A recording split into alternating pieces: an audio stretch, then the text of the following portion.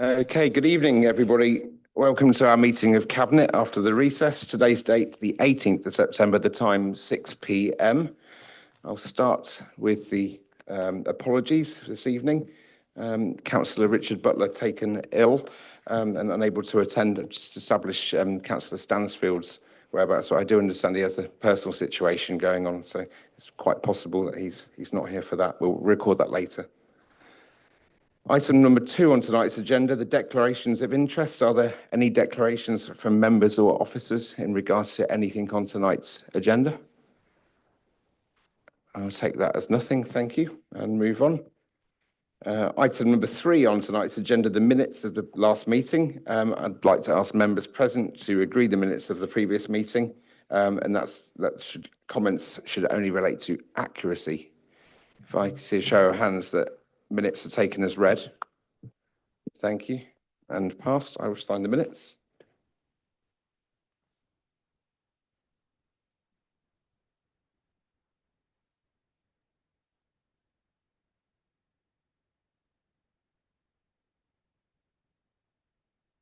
They've been signed. Thank you. Item number 4 on tonight's agenda, urgent business. I have nothing to notify members present on urgent business. Moving on to item number 5, the chair's announcements. Nothing specific to make to those in attendance tonight, other than that there is a long agenda, and I am conscious the time of the meeting starts, the content we've got, and the need to try to stick close to time on the contributions. Obviously, we'll hear everybody, but I think there are 14 items to work through. So if we can do that and get everyone to contribute, that would be great. And as always, great to see people in the public gallery coming to view proceedings. Thank you. We will move first then to item number 6 on the agenda, the report of the Children's Education and Housing Overview and Scrutiny Committee, scrutiny review and for support of foster carers in West Northamptonshire, and Councillor Catherine Shaw to bring the report. Thank you. Thank you, Chair. Okay, so the purpose of the report is to present the findings and recommendations of the Children, Education and Housing Overview and Scrutiny Committee's review into how foster carers are supported in West Northamptonshire. A task and finish panel was convened between November 2023 and May 2024. The review focused on recruitment, retention and the support provided for foster carers registered with Northamptonshire Children's Trust, NCT. The final report was approved by the Scrutiny Committee on the 18th of November 2024 and first presented to Cabinet in February 2025. The response to the recommendations have been updated in the covering report. The key findings from the task and finish panel were: financial incentives alone are insufficient, indirect support and recognition are also important for foster carers. Training, IT access and professional respect are key to retention. Payment delays and lack of out-of-hours support in an area that requires focus and can impact on the experience our foster carers have. Marketing and promotion of fostering needs strategic improvement. The report details recommendations relating to indirect financial support, training, payment arrangements, out-of-hours support, professional recognition, advertising and promotion. Cabinet are asked to approve the response and actions identified for each of the 7 recommendations. Thank you. Thank you, Councillor Shaw. We'll move on to the speakers that have registered to speak tonight, starting with Councillor Baker. Thank you.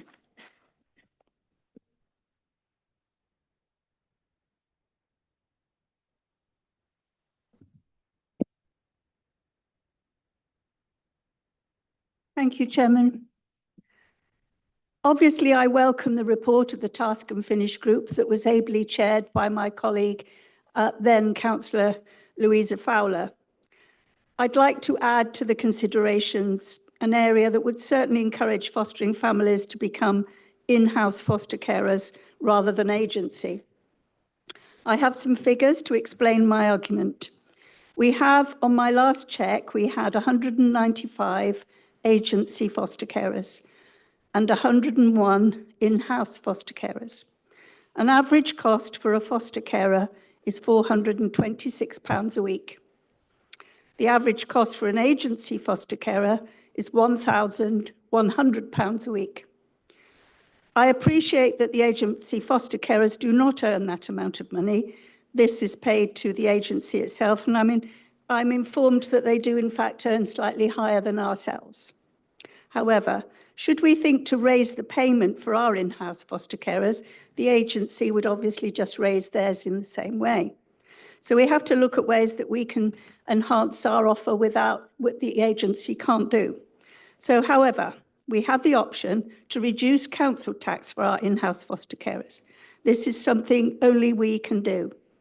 Having spoken to many of these carers, I feel this would be a way of reducing the costs for the future, also giving that extra support to our in-house foster carers. I understand there is an argument that carers may have children from the north, but I think that's a poor argument because they are our foster carers and they're looking after children in our council.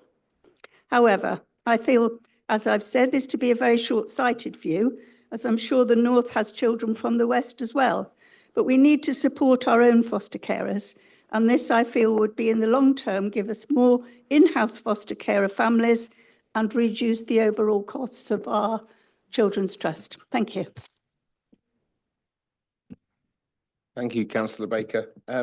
Councillor Aldridge.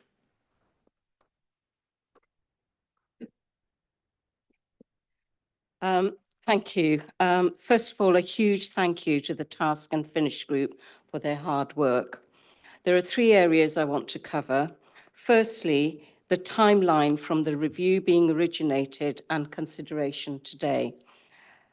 Councillor Shaw has already set out the timeline, but the review was originated in June 23, report presented in February 25 with a recommendation for consideration at a future date.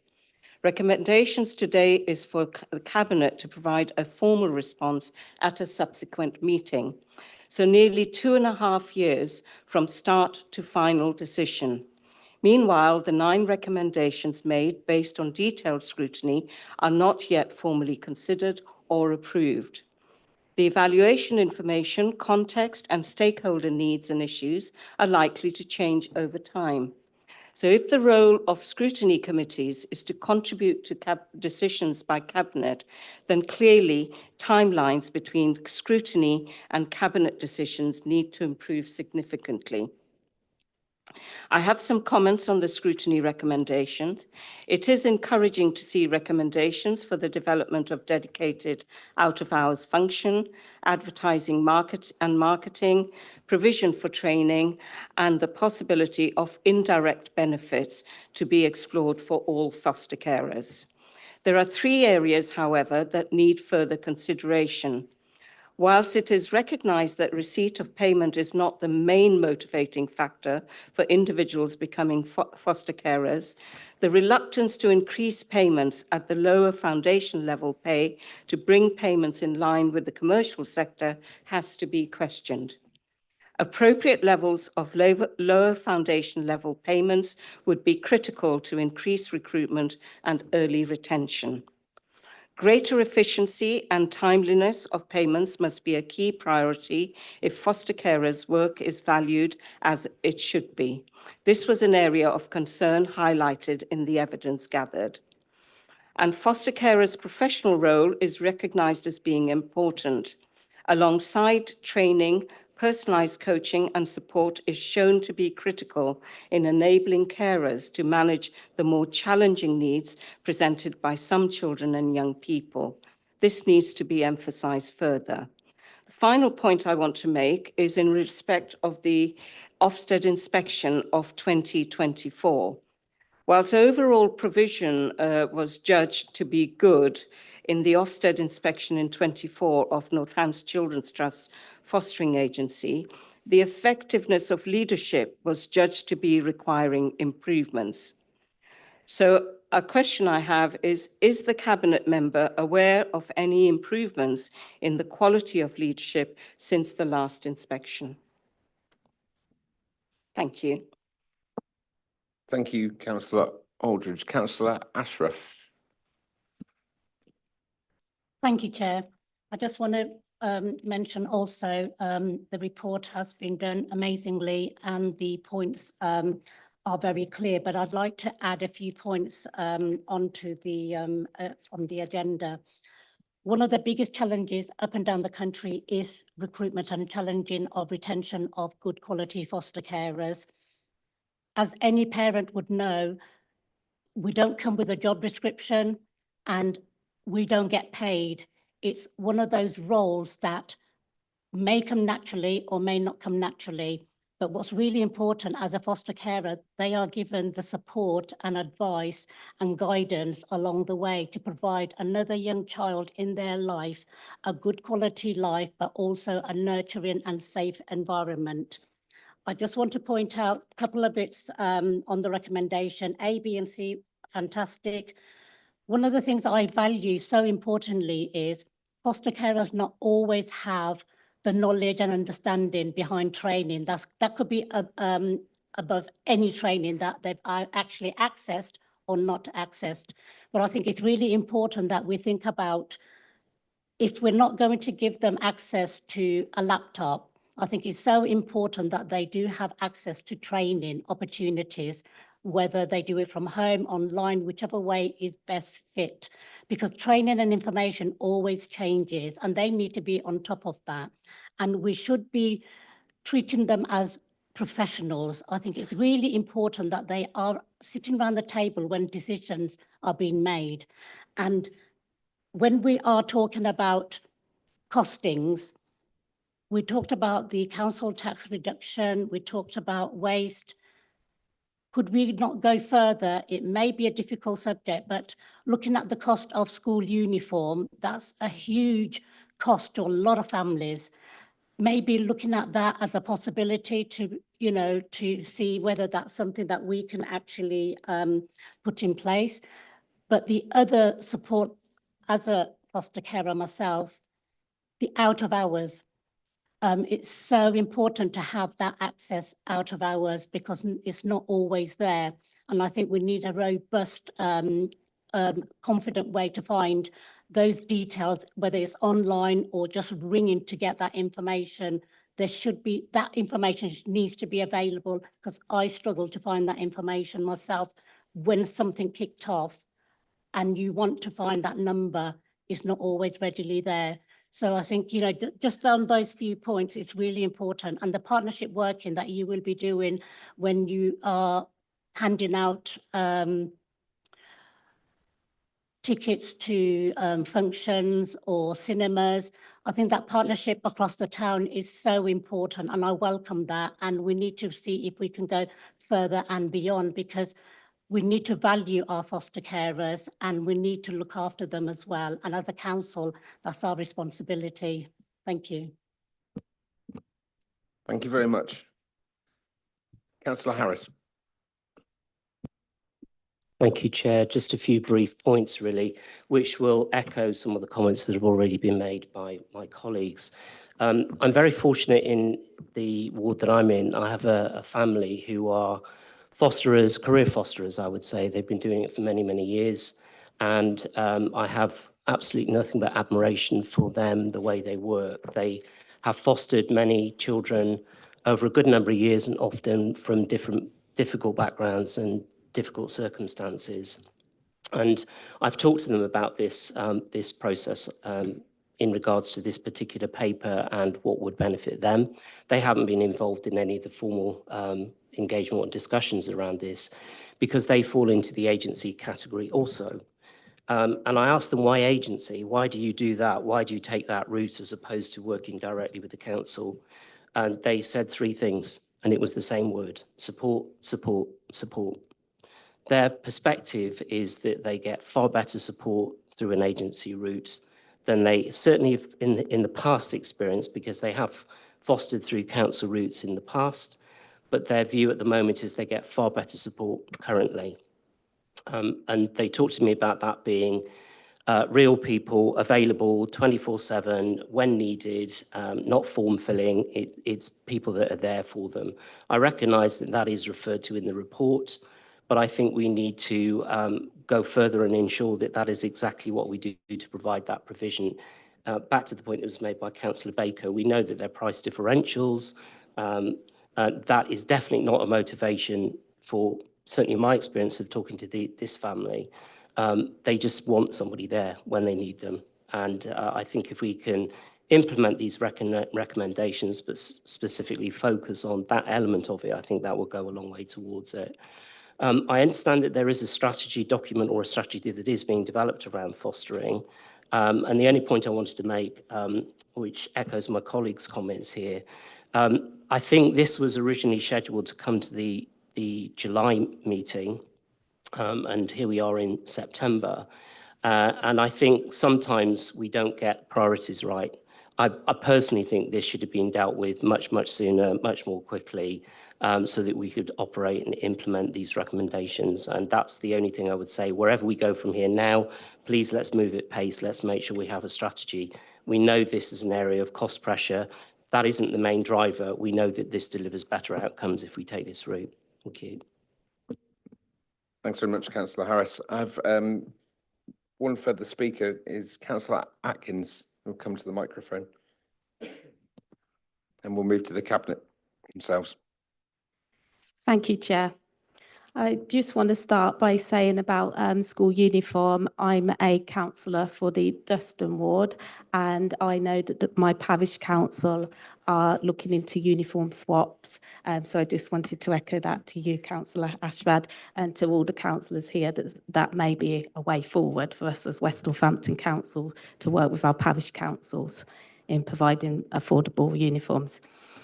I want to start in favour of this paper on the support of foster carers in West Northamptonshire through the Northampton Children's Trust Fostering Agency. WNC's corporate priority of West Northamptonshire being a place where there's an opportunity for all speaks of inclusion. It seeks to give children the best start in life, and we know vulnerable children are more likely to be in foster care. And it's crucial that they're supported and they get the protections that they deserve. 2.1 of the report cites WNC will provide efficient care and effective care for local care children. The 2018 Children's Commission Voice for Children's report overwhelmingly stresses that foster children want a safe and secure environment to call home. The mention of a child's own space in a bedroom, at least one regular caring adult to support them by listening to them, and perhaps the most poignant remark made by one child who states they just want to feel loved and wanted. What resonates here is the importance of family. This aligns with Reform UK's core value of family. The paper highlights that carers do not foster for the money, but with the ever-increasing cost of living, delves into allowances that can be increased and financially indirectly by reducing public services like garden waste, leisure centre memberships and council tax reductions. The legal basis being for this, the Government Act 1992. Directly, local businesses like cinemas could be asked to offer foster care families discounts.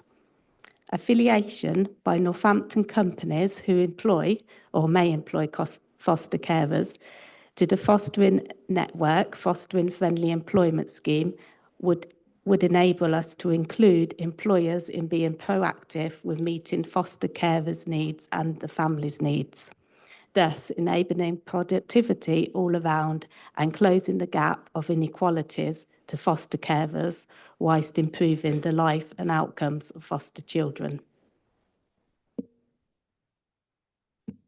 Thank you, Councillor Atkins. I'll go straight to Councillor Shaw and Melanie, if needed. Thank you, Chair. I want to start by saying that we absolutely value our foster carers. My mum and my stepdad are both foster carers themselves, so I know firsthand the efforts and the the requirements that is there. The paper, Councillor Baker, it does state that we will work with the North. The delay, Councillor Aldridge, comes down to the change of administration, and work has been ongoing on the majority of the recommendations. And the quality and oversight of all areas of Northamptonshire's Children's Trust are through monthly PPQ meetings. I actually sat in one today, and it's fair to say that there is incredible oversight across board, and I have every faith in it moving in the right direction. Each foster carer has a supervising social worker, and updates on the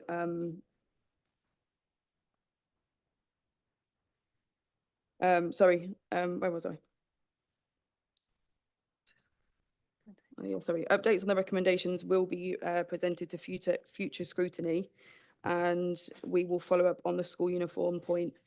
And just to say, the out of hours, there is an emergency duty team. And just homing in on what Councillor Baker has said about the council tax, there is currently a range of options that can be considered.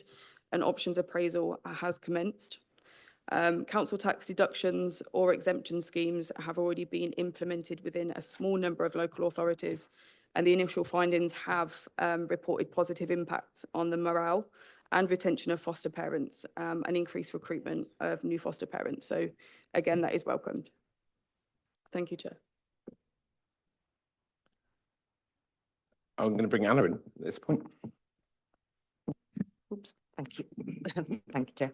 I'd just like to say on a positive note, because it's very easy to sit here and kind of assume, obviously, that the report is quite old and nothing's happened. There's a huge amount of work that's gone on in this. And I sat in a meeting just last week with Colin, the Chief Exec of the Trust, and heard that we have the highest number of applications to become foster parents that we've had in absolutely ages.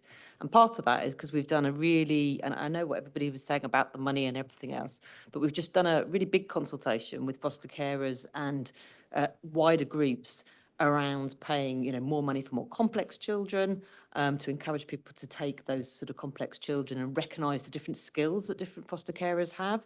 So not only have we got the most applications in assessment at the moment, I'm also pleased to say that our average to get them onboarded and everything else is about 7.5 months, which sounds long, but actually the national average is over 10. So we're actually doing really, really well in terms of attracting people. And one of the reasons is that they're quite attracted by this new payment scheme that we're putting in place, and that goes live at the beginning of November. So I think there's some real positives there. I do also just want to pick up on the out of hours thing, because I totally agree with Councillor Ashraf about that challenge. And one of the things that's happened relatively recently is the EDT, that's the emergency duty team that does the out of hours stuff, used to cover adults and children's. And we've actually worked with the Trust to split it so that we're taking out the adults, people who answer the phones and do mental health inquiries, partly because Ofsted recognised that there wasn't enough out of hours focus just on children. And so the whole point of doing that is to improve that so that they've got a much enhanced offer, that they can get hold of people out of hours, and that support is there. So I just wanted to reassure people, there's lots of good stuff happening, and whilst we might not always talk about it, that's good news, and it should encourage everybody to think that we're becoming a place where people really want to become those foster parents who are so fantastic for children. Thank you, Anna. Melanie? Thank you, Chair. I just wanted to add to that in terms of what Anna said about the increase in requests for assessments. We're also the highest in the East Midlands currently, because we do benchmark against other local authorities. So again, I just reiterate what you've said in terms of we've got quite strong performance, and we do need to recognise the work of the Children's Trust in terms of that recruitment. The other thing I just wanted to add in terms of what Councillor Shaw said when it was PPQ, clearly you're getting used to the acronym. I am. It's performance, practice and quality. And just to confirm, that's a board that I also sit on, and the DCS from the North. So we don't just scrutinise foster carers and children in care. We scrutinise the whole of children's services in terms of preparation, for inspections, monitoring visits, but more importantly, to make sure that we're on the improvement journey that we know that we're on. And also just to add, as Councillor Shaw said, there are a number of local authorities in the country that have done the council tax redemption scheme, and I've linked directly in with the DCSs for 6 local authorities, and I've received papers from them in terms of the way that they've approached that and some of the benefits, not just in terms of recruitment and retention, but I also think it would be incorrect of me not to mention the financial implication of this as well. And I think we need to be confident as a council that we're doing the right thing, accepting completely what Councillor Baker says, that fostering agencies are taking a lot of money, and it's not actually the foster carers that receive the money, but we've got to make sure that we've got the right mechanisms in place. And then finally, just to add, there was also a recommendation in terms of payments, and also just to update members, we went live with the Liquid Logic system in Children's Trust on Monday of this week, which will also help in terms of progression of payments. So I suppose finally, I just want to say, even though there was a comment about the delay in the report, I completely accept that, but we weren't waiting for this meeting to start implementing the recommendations. All of them are already underway. Thank you, Chair. Thank you, Mel. Are there any questions or input from the Cabinet? It's been debated internally at length prior to today. Everyone's happy. In which case, we'll take that on to a vote to approve and accept the recommendations of the report with a show of hands, please, from the Cabinet. Thank you very much. Passed. And that brings us to item number 7 on tonight's agenda, the revenue monitoring period for financial report year 25-26. Councillor Slope to introduce the report, please. Thank you, Chair. This period for revenue monitoring report sets out our position for the 2025-26. As of now, we are forecasting an in-year deficit of around 9 million. We need to be transparent and upfront about the pressures we are facing. The deficit is being driven by the same issues affecting councils nationwide. Rapidly rising demand in children's services, adult social care, temporary accommodation for homelessness, and special education needs transport. These are vital statutory services, and they make up 2/3 of our annual spend. But the demanded costs are increasing faster than the funding we receive.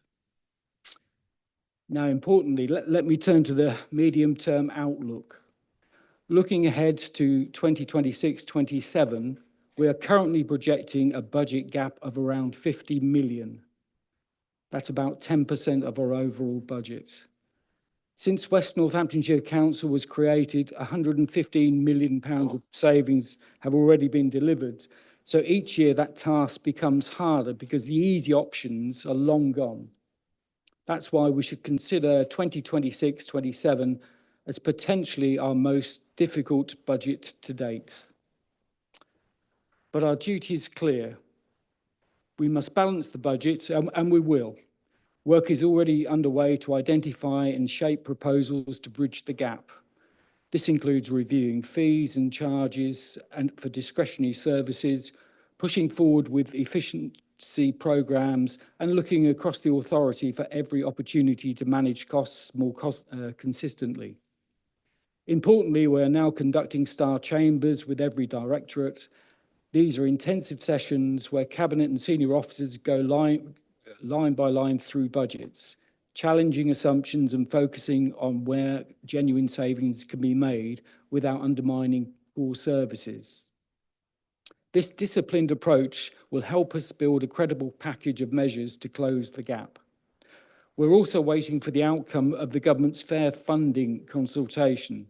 We hope it will finally reflect the rapid growth in West Northamptonshire's population, but we cannot rely on that alone. We must press ahead now and do so prudently. Some of the choices we will need to make will not be easy and may not be popular, but we will be honest with residents about the scale of the challenge, and we will continue to protect essential services wherever possible while delivering value for money. So the message tonight is straightforward. We face a 9 million in-year deficit today and a 50 million gap on the horizon for 26-27.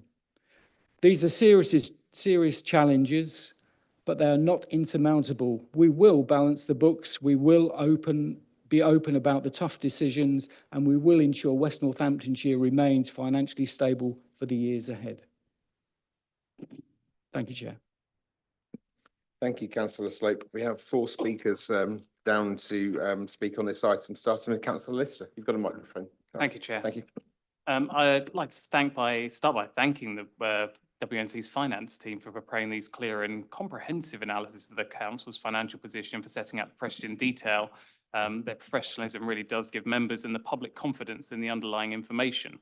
But it is notable that in period 4, the administration has already accumulated a forecast overspend of 9.6 million and used 11.4 million from the contingency reserve that was intended for unexpected pressures. This leaves us limited room to manoeuvre for the remainder of the year. Of the 24.6 million in planned savings, only 7 million has been delivered so far. 11 million is on track to be delivered, but a further 5.5 is at risk, and 1 million is already deemed unlikely to be delivered. Taken together, this represents a gap of at least 15 million at this early stage of the financial year. We note the one-off measures, including the release of contingencies and the use of earmarked reserves, are being used to offset ongoing pressures. While helpful in the short term, this masks the structural issues and risks leaving a significant gap for the budget in 26-27. Demand-led pressures in key frontline services such as adult social care, children's services and housing, particularly temporary accommodation, continue to rise. Without a credible plan to reduce demand or fund these services sustainably, these pressures will widen. The Treasury update in Appendix 6 shows the Council has already had to bring forward borrowing to maintain liquidity. This reduces flexibility, exposes the Council to interest rate risks, and may limit the ability to fund future capital investment. Members of the public and service users and staff all need reassurance that the administration has a credible plan to bring financial performance under control. We look forward to seeing the numbers for the coming periods and to scrutinise the choices that you outline, and we will underpin the 26-27 budget. Thank you. Thank you, Councillor Lister. Councillor Keeble, you have a microphone. Good. Yeah, thank you very much. I appreciate the very frank explanation of the difficulties that the council faces, and particularly the size of the problems that we face next year. I would also congratulate the officers on the detail of the report in here, and also in the way in which they have managed to produce a balanced budget at the end of the year by a variety of means, but always producing that balanced budget, which has been extremely important. I'm sure that despite the size of the challenge, that is likely to be achieved next year as well.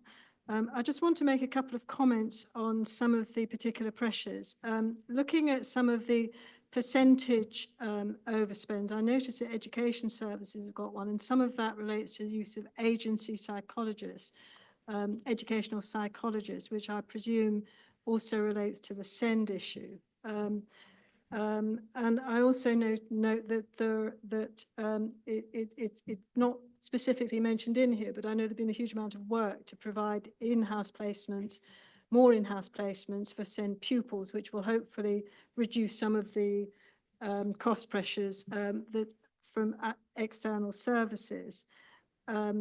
I also note that there's an underborrowed position, which presumably means that there is some room for increased capitalisation for this year, if we get to that particular point.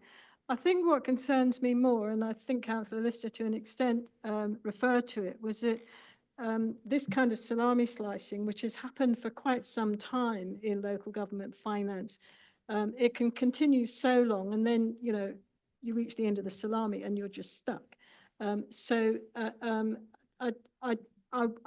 would certainly really appreciate hearing from the administration what it's thinking about in terms of the shape of services, the way the council provides or procures services, and what the thinking is about the kind of strategic choices which will face the council and will face councillors as we approach not just next year, but we've got, you know, 3 more years of this council to come, so there's more budgets yet. And I think it would be really helpful in working through those difficult choices to really understand what the administration's thinking is about the priority and the shapes of the services. So I'd look forward to receiving further information about the challenges next year. If I've made a mistake about the underborrowed positions and so on, it'd be useful to hear. But above all, I want to hear what the thinking is about service priorities and patterns of provision. Thank you, Councillor Keeble. Councillor Purser.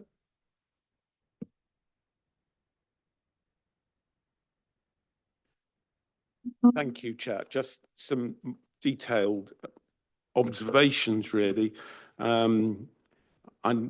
note that the adult services savings, I was expecting to see more of those in the red than there are. So I think that is quite encouraging that we're actually on course to make those savings, though I think they're very difficult. And I think just the number of areas where we're overspending in adult services, it really is a challenge. And I think all of us need to work to just see if we can, I don't know, understand and mitigate those, because it really is a significant issue for the budget.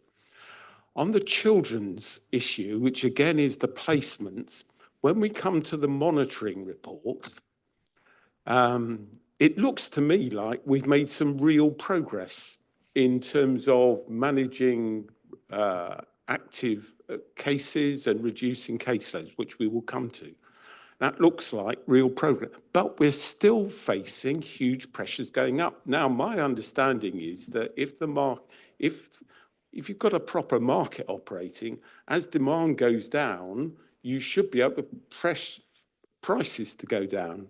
The placement prices should go down. Actually, they seem to be going up. And I really worry that we've still not got a grip on this placement market. And I think somehow we've got to get to grips with that, because we've got to be able to drive prices down. Now, just got a couple of other sorry, I'm going on too long. Right. The floods team, we've got a significant overspend there. What's going on there? It'd be useful to know that. And also the page 104, where we've got aged debt provision pressures of £950,000. What's going on there, really? Why have we got that? So those are just a few questions to pick up. Thank you, Councillor Purser. I must say, everyone's doing very well for time on their speaking tonight. So there's an outside prospect we'll be done by 8:30. Councillor Harris, you can break the rules. You have another minute, I think, on Bob's allowance. I'll do my best not to, but don't give me an inch. I'll take a mile. Much has been said of some similar themes. I just want to pick out a few points. They always say a week is a long time in politics, and it's certainly 4 months is even longer. I seem to remember our finance portfolio holder condemning the previous administration for using the contingency to balance the books at the end of the year. Well, you've used it already in 4 months, so well done. That's the reality of the situation. That's what the situation is. There's a few points I want to pick out particularly. One, obviously, we know the core areas that have the usual patterns of pressure. And I think we just need to be clear on what are we expecting if the situation worsens, particularly on children's and adult social care. The forecast spend at the moment are quite high. We know that particularly with children's, it's very rare that it gets better, being honest. That's been the pattern that we've seen so far. So my questions really are around what strategies are we putting in place? We can't just wait until we see, and I know the Star Chambers are obviously taking place, but we can't just wait until we know what the settlement looks like with the fair funding round for next year. We've got to get to grips with those two core areas. There's an observation I would make around the Place Directorate. The Place Directorate is interesting because there's 0% variance. It's a very big directorate made up of a huge range of various different things. And I'm always slightly surprised that we get 0 variance at period 4. That's just an observation rather than anything else. And the same is true actually for the resources area. So we see the patterns in the same areas, but yet we see other areas where there don't appear to be any overspend pressures whatsoever. One alarming area for me in particular is the DSG block. Now, the DSG stuff, as we know, currently had a rollover until March next year, but that's been kicked down the can again, I think, to 2028. But 31 million pounds, I think that's on top of 21 million pounds from last year. We don't know what's going to happen with that in reality, other than we know that that rollover will get worse. That's going to create real pressures for the council, particularly if a future government of any colour or description says, time's up, we need that cash back. So I really think we need to keep a close eye on that in the long term. But the reality is also it's not free money.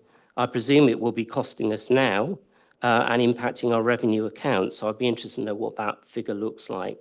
My colleague has already pointed out £5.5, £6 million worth of, there's £5.5 million of amber, I think, and £1 million worth of undeliverable. So a big chunk of area that we already are saying either we can't deliver or it's at risk.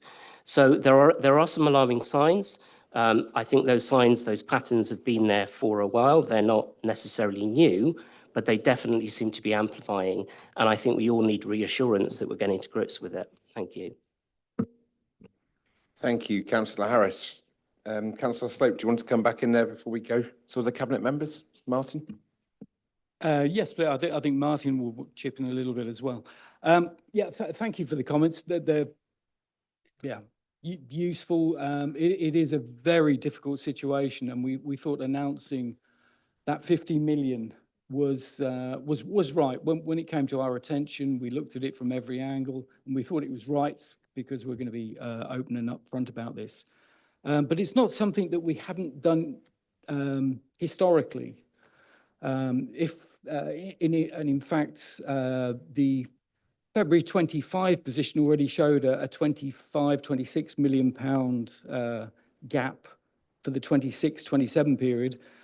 And in the February 24 position, when we were looking at the budget gap, that showed a 53 million pound budget gap for 25-26. So it's not a unique scenario for us. It's finding 10% of the budget, even finding that 9 million is a difficult challenge. The star chambers, they've been conducted before. So it's even that much more difficult to find these challenges. I'm not going to go back and say, look, we inherited this 9 million a year interest fees on when we went bust and all the rest of it, because we're rising above that now. So, but yeah, I mean, you can do a lot with 9 million a year. You could buy 9 luxury apartments on the South Coast, and including tax. So yeah, there's all sorts of things. But I think I'll hand over to Martin, because some of the technical aspects of this is probably better given by Martin. Okay, thank you, and through you, Chair. Yeah, I'm just going to pick up on a few of the technical questions that were asked. I think there was some comments made by Councillor Lister about the savings. There is £5 million at risk. It's in amber at the moment, and they can go either way. We hope they go green, and they're saved by the end of the year. The ones that are highlighted as red, which is just short of £1 million at the moment, they're built into the position. So they're part of the £9.6 million overspend that's being forecast at the moment. So I just wanted to clarify that point. The red savings are already built into this overall position. Councillor Keeble talked about under borrowing. Under borrowing is where we have to do a calculation which looks at our capital projects, looks at our capital programme and our capital spend, and says there is an underlying need to borrow of this amount. So it says you can borrow up to this amount. Under borrowing is where we've not had to borrow up to that amount, and we've under borrowed because actually we've used our own resources. So if we use our own internal cash, our own resources, we're not getting the investment returns on that. It does give us some flexibility though at year end to borrow more funding to offset some costs going forward. But under borrowing is about, have we gone up to the total level of borrowing that's been calculated that we need? No, we haven't, because we've used internal reserves and internal cash to actually fund that. So that's what under borrowing is. Age debt provisions, we are increasing the amount of invoices and income that we raise. We, on a regular basis, we look at our sundry debts that are outstanding. We recalculate and we have a look at the age profile of all the different types of debt that we've got. And if we think our bad debt provision, which underwrites essentially the bad debts that we've got outstanding, isn't great enough, isn't sufficient to cover what we think that risk is, then we increase that, and that's what we're seeing within this report. Income and sundry debts are generally going up. We on a regular basis review the age profile of those, and if we need to top up the bad debt provision, then we do that. The point of clarification that you asked just before that I missed, so you might want to just...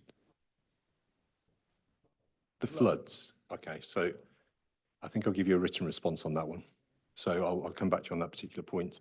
And then the final point that I just wanted to raise was on the DSG.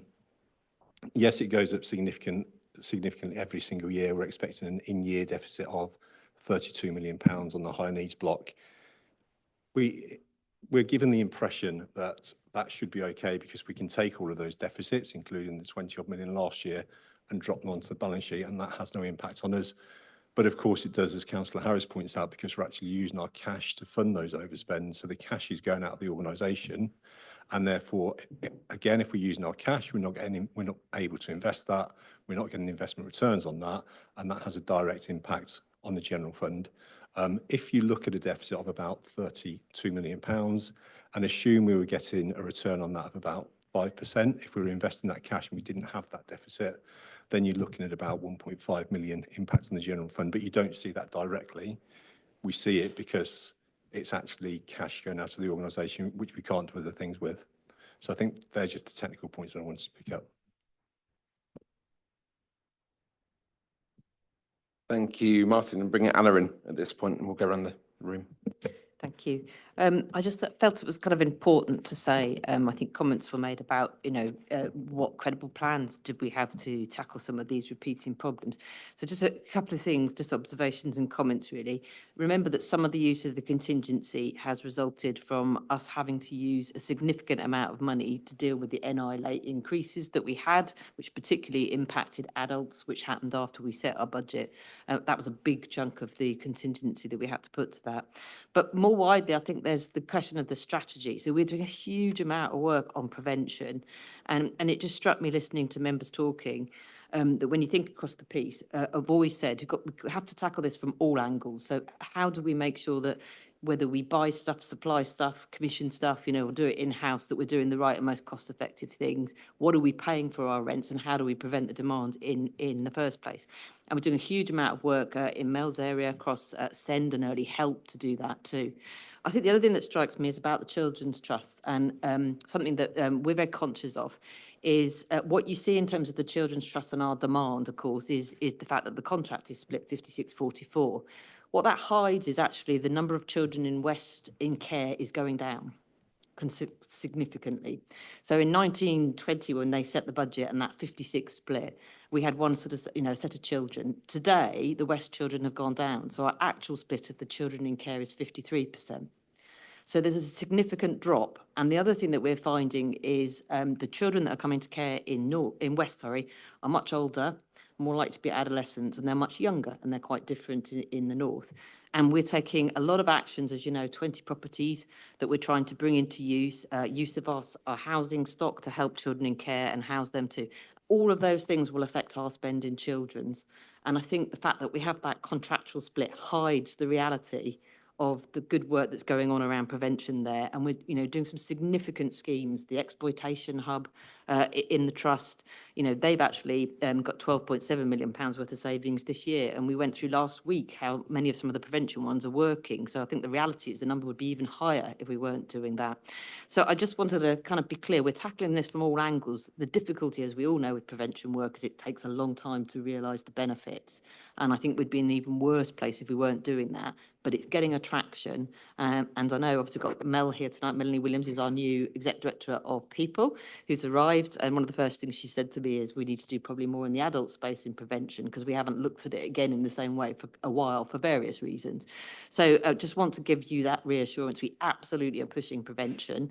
And although it might be hidden in the children's numbers, our West children numbers are definitely going down. And in the opposite direction, perhaps to the north. And I think that's something that should be recognised. Thanks. Thank you, Anna. Have anyone from the Cabinet to speak on John's report? Any questions? It's like an auction. Okay. It's just I don't have anything other than to thank, other members, Martin and the finance team for their work that's put in to produce the quality of the report and the data, and John for your work If that's the case, I'll take a proposer for the report. Thomas, seconded by Nigel. Want a vote, please, to see that through? Thank you.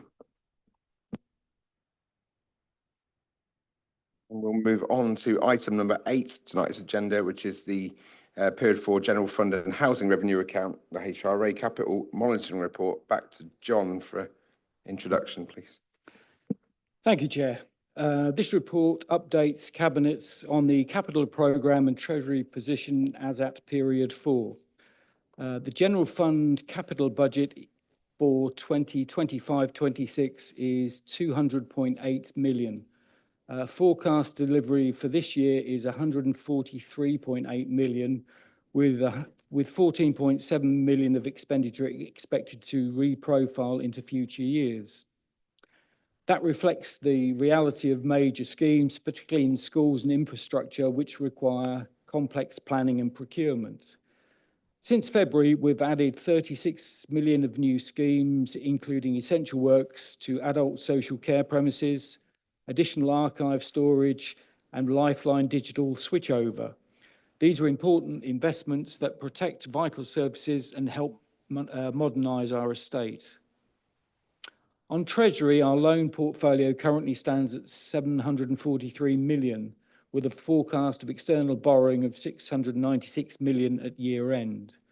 We remain within our prudential indicators, and while we're seeing £1 million pressure from timing on borrowing and investments, we are managing this closely. Again, it's important to underline that the shape of the capital programme, the use of borrowing, and the associated risk of all flow directly from the budget and medium-term financial plan agreed in February. Our focus is now on delivery of robust monitoring and ensuring value for money for residents. Thank you, Chair.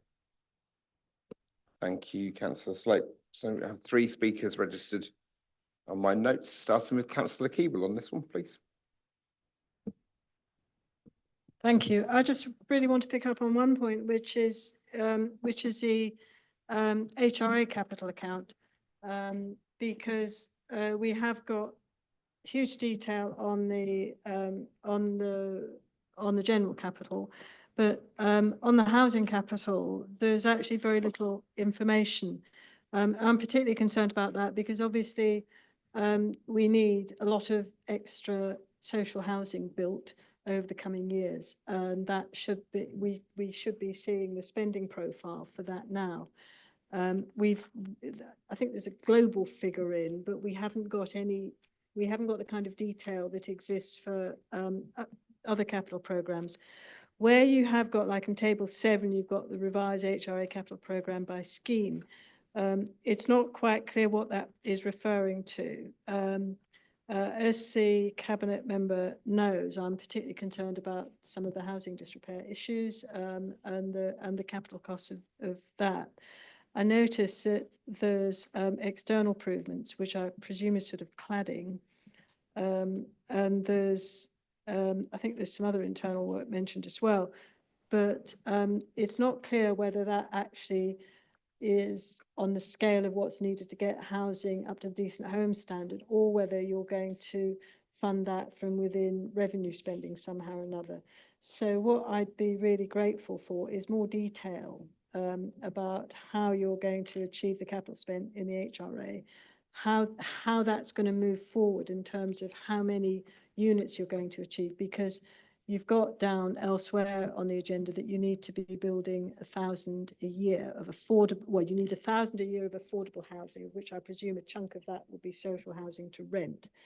And at present, the affordable housing is running at 500 units a year, and I'm not quite sure how many of that is social housing to rent.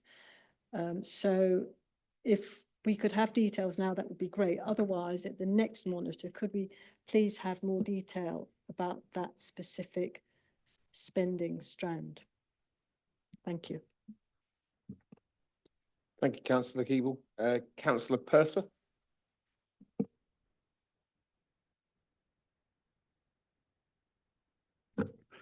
Thank you. I just wanted to welcome the 3 proposals in the new works area of the archives which is important for us as an authority to keep on top of. And clearly we've got to keep our care homes up to standard, so I welcome that. And also the investing in the digital, again, that's the future, so really welcome these 3 schemes. Thank you. Thank you, Councillor Purser. Councillor Harris? Thank you, Chair. Just a few points from me, if I may, please. A question around what have we done in regards to additional borrowings from since the start of this financial year? I heard the number of 743 million. I think that's the total, but it'd be interesting to know what we've added to that. I raise that point because, again, there was much noise about the obscenity, that's my word, not anyone else's, of borrowings and how bad it is and how awful it is. And again, I hope there is a degree of realisation that actually investing to save is one of the ways that actually will help this council move forward, and not, we shouldn't treat it as a bad thing. But I'd be interested to know what we've added to since that time frame. Just want to echo a couple of comments again from Councillor Keeble, particularly around MPH. We're not there yet. We know the consultation process is ongoing with residents, but I believe the plan is still likely to be that we internalise MPH in the future. And we know that there are problems with the quality and standard of quite a few of those properties. And it would be good to understand what that looks like from a cost point of view, where that is, how we're going to fund that, and how we're going to make sure that we address those issues. I've got one particular question on a capital project. For some time, we've had a plan for modular temporary housing. And that, again, is another one of those issues. I know that it's not straightforward. There's planning issues and other issues to deal with it. But it would be useful to understand where that's got to, because that will definitely help ease some of the pressure. And it may be something, again, we should look at amplifying. But given how long it's taken to get to where we've ever got to now with that particular process, we might need to be starting that sooner rather than later for more. Thank you. Thank you, Councillor Harris. Councillor Slope. Yes, thank you, Chair. Again, I'm going to pass you on to Martin for some of the details, but I think we might need to come back on a couple of items. In addition to building new houses, we are in negotiations, but because it's under negotiation, we can't make those public because it's a negotiation and we're trying to get the best deals. Regarding the modular housing, we've been pushing really hard for that because we think they're a marvellous idea, and we thought, yes, great idea. These will soon be put up, have them done by the end of the year. And then it comes back by the end of next year, and then, no, that's not good enough. So middle of next year sort of thing.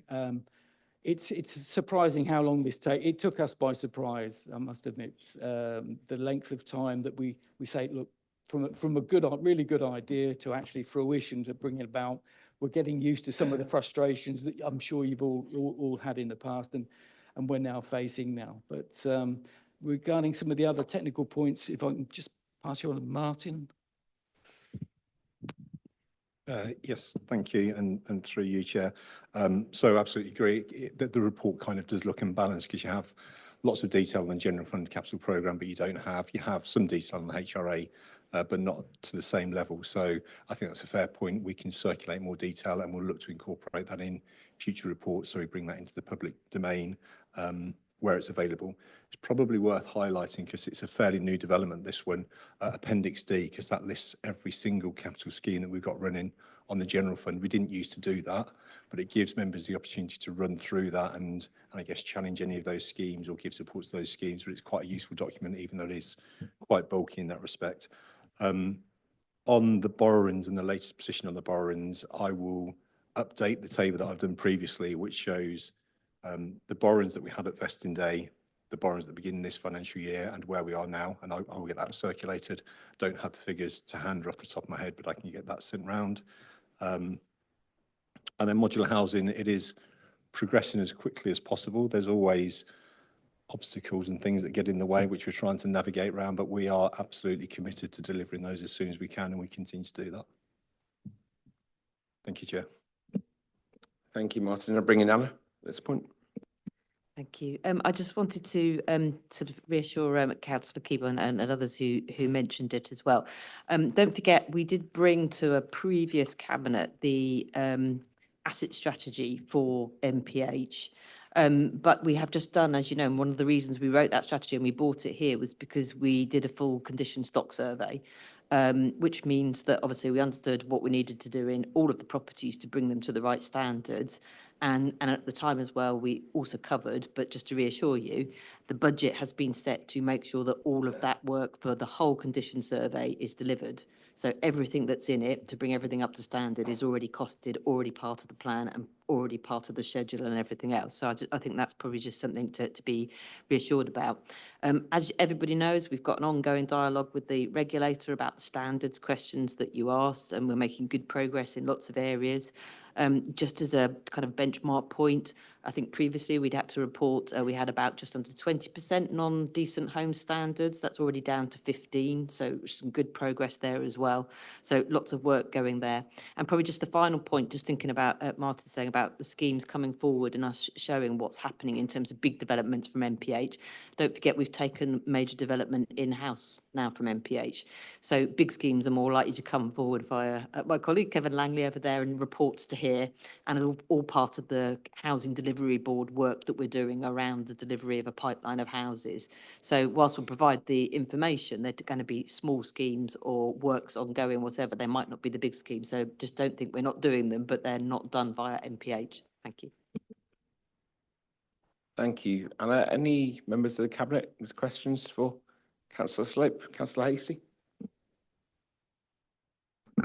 Thank you, Chair. Yeah, I'd just like to echo what Councillor Slope said and Martin said about the temporary accommodation. We are very keen to explore all avenues on this as fast as possible, because it is frustrating when we're looking at what will be actually very viable temporary accommodation, which should be going in, I think, quicker. And all the officers and executive and cabinet are looking to try and accelerate that as quickly as possible, almost putting it, I would say, literally looking for any roadblocks, which some of them are unforeseen. But I'm very keen to pursue that as actively as possible, especially as the length of time it has taken to get to this stage. But we are working hard on it, I assure you. Thank you, Councillor Hasty. Any other input at all around the room? Okay, we'll move forward to a vote then. So can I have a proposer for that report? Thank you, Councillor Manning, seconded by Councillor Last, and a vote to approve the recommendations. Thank you. Complete, thank you. And we will move on to item number 9 on tonight's agenda, the One West Northamptonshire Plan Performance Report for Q1 2025 to 26. And I will introduce the report to you now. So this report today is the 25-26 Q1 report in line with the One West Northamptonshire Plan performance report covering the period of the 1st of April to the 30th of June 25. It's the first performance report I'm presenting as the leader of West Northampton Council, and it's the first under the new political governance arrangements with Reform UK and administration. The priority is very clear. It's about transparent performance, honest challenge, decisive action in support of our residents and our communities. The report aligns our performance framework to our new clear outcomes and our 7 priorities in the One West Northamptonshire Plan.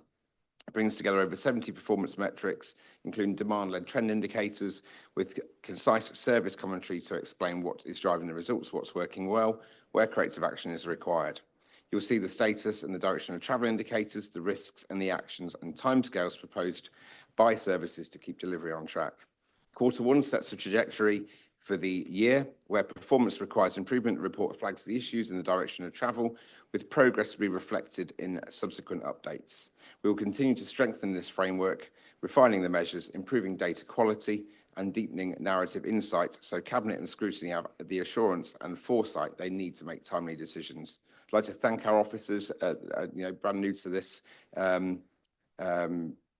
framework ourselves, so it's great to have the support of the ELT and the directors to produce these reports.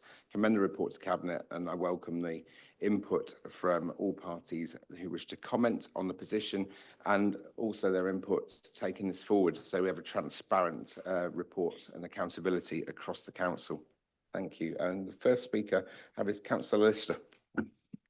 Thank you, and thank you for the update. And there are some very good areas where progress is being made, and we're seeing strong performance in places like safeguarding, repeat child protection plans, adoption placements, adult social care to support independence effectively.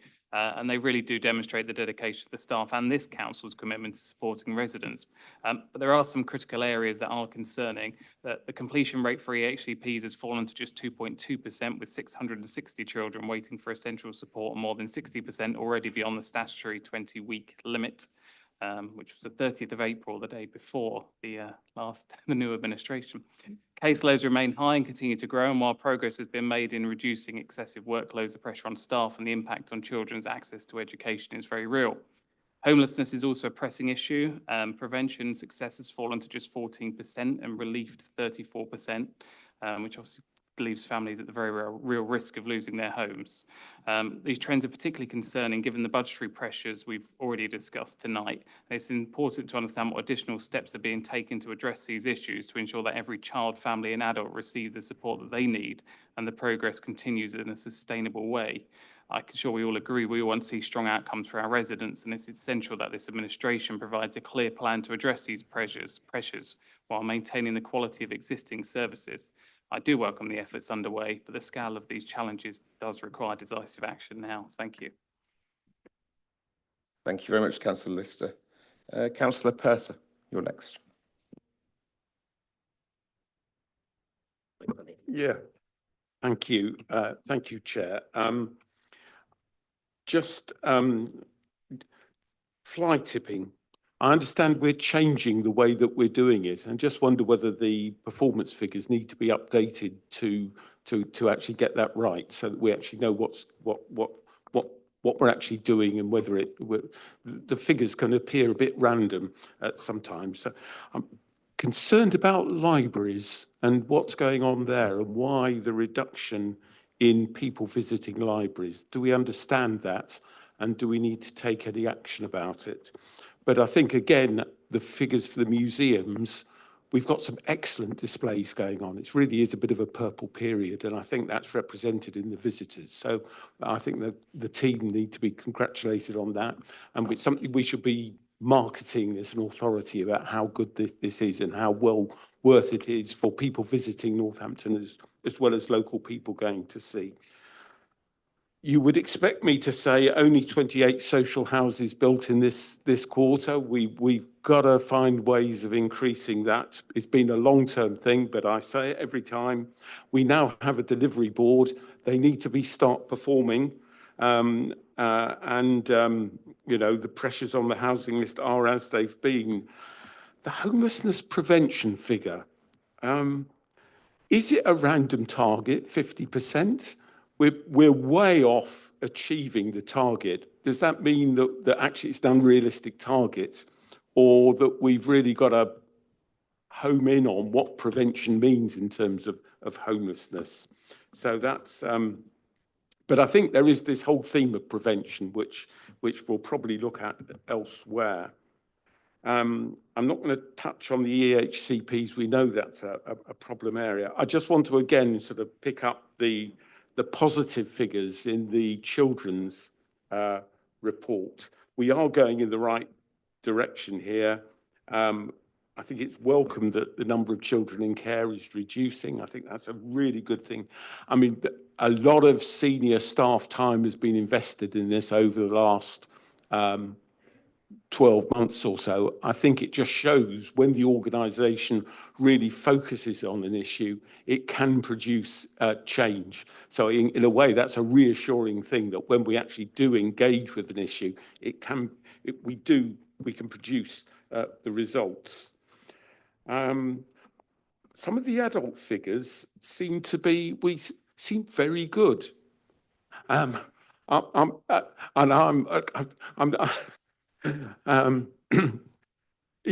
the figures right, or are we being as effective as we seem to be doing in terms of? I just wanted to to really check that. And if Keith Councillor Holland-Delamere were here, he'd really welcome the improvement in the time taken to deal with housing benefit figures, because previously that's been a bit of a shocker, and that now looks as if we're on top of that and going in the right direction. So I think we should note that and say thank you to the housing team for achieving that. So thank you. Thank you, Councillor Purser. I'm still taken aback at your "we're doing fly tipping better" comment, but maybe save that for the end. And the last speaker I have is Councillor Harris. Sorry, I beg your pardon, Councillor Keeble first. I beg your pardon. Sorry. Thank you very much. I'd also echo that there's lots of things that are heading in the right direction. I want to pick up on two. One's about housing, one's about children. Councillor Purser has mentioned about the new council homes. We also have only 63 new affordable homes. Obviously, those are procured through most of them through the private sector. Given that we need 1,000 a year, that's what's down. It would be really useful to have a very good tally on the number of houses being provided. Presumably, a lot of the impetus, or we lost a lot through those three big schemes. It were due to deliver about 400. And that is a major blow. And I have to say it's really visible, because Councillor Ashraf and I, we both see it not just in terms of homelessness, but in terms of overcrowding, with it being not uncommon for a family, a couple with 4 children being in a 1-bedroom flat, which is catastrophic in terms of the children's ability to do homework and a whole lot of other issues as well. I mean, I've seen that. You have too, I think, haven't you? On the children's side, it's good about the visits to newborns, because a lot of those disappeared when the sort of district nursing and community midwives sort of services were all changed. So that's really positive. I do note that the issue about the smoking mothers, which might not look like much, but it's actually 1 in 20. And of course, a mother doesn't just smoke over one of her children, she smokes over all of them. So there's an issue there about the number of children who are impacted. And that is one thing which can respond to a good public health programme. So I just wonder if those figures, even though I think they're below the national average, but if those couldn't be improved further, because they are susceptible to pressure. People have highlighted the figures about the EHCP. So the one I wanted to look at in particular were the suspensions in primary schools, which are higher than the regional and national average. And there's also an upward trend in secondary exclusions. Now, secondary exclusions, of course, are a problem, but the primary schools are a particular problem, because if a kid is excluded at primary stage, as people know, and then leaves primary school unable to read and write, then good luck to their secondary education, because it's really not going to happen. I also note there's an underspend on the early years block of 1.1 million. Now, to get those primary schools right in very difficult areas, you need the nursery provision, you need the early years provision, and I just really wonder about that. And I would hope that with the extra funding that's coming through from government for nursery schools, we make sure that in all those places where there's issues about children being excluded in primary schools, that we do something about that. Children in need, there's an increase in the number of children in need, I think, or is it? That's what I've got, but I just wonder how it would look if it was disaggregated and the Northampton figures were looked at, because it may well be that the children in need are concentrated in particular areas, and that some of the figures are being masked a bit by some of the more affluent areas. And the issue about policy there is that we need those family hubs in those places where the children face the most challenges. It's of course great to have family hubs in places like Towcester and Brackley, but you know, Dallington, Spencer, Kingsley, Semelong, Castle, Eastern District, places where there are real challenges about what's happening with children. It'd be great to see more of the family hubs there. So yeah, welcome, but it would be nice to see the children get a bit more attention. Thank you. Thank you, Councillor Keeble. And lastly, Councillor Harris. Thank you, Chair. There's a couple of areas I want to refer to. Some have been commented on already, but one general point I want to make is the scrutiny committee, the corporate scrutiny committee, which doesn't exist anymore, during the last council had made some recommendations for different KPIs and different measures, and I think quite a lot of those have been picked up. I'm not sure they're entirely there yet. But one of the specific areas that we asked for regularly was some form of benchmarking or comparator. This is all very internalized. We're looking at ourselves, that's fine, but we still don't really have any measures in this document that allows us to look at other comparator councils with similar issues to us. And we know that they're going to be very similar. So that's just a suggestion, a plea. I'm sure if people who were here, I was going to say if people were here from the last corporate scrutiny committee, it's only Councillor McCord and I think. So he will probably echo that. I think that we did ask for, let's look outward as well as just inward, because I think that's an important measure to do. A couple of things just to pick up generally. Inward investment and economic growth. There's not really any specific quantifiable measures of any nature in there.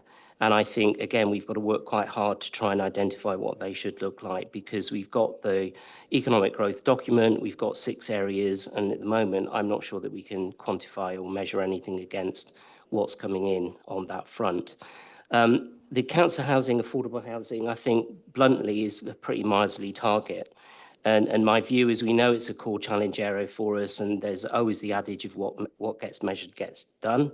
And I do think that if we're not ambitious in this area, then we're not going to necessarily make the improvements that we need to do. So that would be a plea to say, can we please relook at those targets and do more around it? The planning measure, it's an interesting one. It looks amazing, but that doesn't feel like lived experience. When you're on the ground, often getting comments from people about delays in planning. And I want to know whether it includes agreed extensions, i.e. timeframe extensions. It just doesn't feel right as a vibe of what you hear on the ground as lived experience. And I think it would be interesting to just probe that a little bit further. We mentioned homelessness, ECHB, health or best place to grow up. There's one area that's not in there, and it didn't come up in conversation or in the review work last year round. But given that we've got a new DBH starting in next week, I think, we have national targets for vaccination. And I think that is a measure that is very quantifiable, and they're very clear measures nationally. And again, I personally would like to see that being captured, because we are part of delivery mechanism for that jointly with the NHS. Just an observation on that front too. We've talked about children in care. And Anna, thank you for your comments, and it's reflected in this report that the numbers have dropped, according to this, by the end of June, but it still does not translate in terms of financial cost. So we still have an issue there somewhere. The numbers, great, are going down, and that's obviously to be commended, but we still clearly have a problem with escalating costs in some shape or form. And again, it would be useful to understand what that looks like. Final points, customer service measures. They look like they're on a bit of a downward trend, and the complaint escalation looks like it's going up a little bit. I think we need to keep an eye on that very closely. And then the final one is the debt area. This is something that Martin, we've talked about this before. It does seem to be on an upward trend, and there's been a lot of work historically around the SIL and Section 106 issue. And again, it would be useful just to get an update on where we've got to with that, because that seems to be potentially a big chunk of it. Thanks. Thanks, Councillor Harris. I'm going to have a good go at answering a lot of the points. I'm really grateful of all members for their parts there. Library visitors picked up by Bob. Thank you very much. The library, I did speak to the team, and the suggestion was that the good weather kept people out of libraries over the summer. But you're quite right to note the great exhibitions we've had, Gladiators Britain amongst others, in the museum has driven museum traffic up, which is a positive. So whilst they've not been reading books, they've been looking at Roman artifacts, and that's been good. And if anyone hasn't been, and those outside, do go and see that while it tours the country. So that's that one. Planning, the continuing good performance on the 2 measures which central government monitor, but we're keeping an eye on the planning performance, which is in priority number 4. Where that the debt arrears, I will ask Martin to comment on in a minute if he would. Homelessness and prevention and relief is broadly similar performance level, but still some way off the target set by our service. And I'm happy to take your comments back and look at that. And I'm sure Councillor Hastie may have some input for there. The EHCPs, they continue to remain high. but they are showing signs of decline. There's 389 new HCPs issued in Q1. It's the highest number by some margin for any quarter since the inception of WNC, but it is under monitoring. And if possible, Mel and Councillor Shaw will come in on it in a second. Fly tipping, I'll come back to you on in writing if you're happy with that. But Councillor Stansfield might speak in a second. Note that your point about adults is good. I'm sure Anna has something to say on that. I think that's largely it that's been revisited that won't be addressed around the room. Anna would like to come in first, or not? No, those stats are accurate.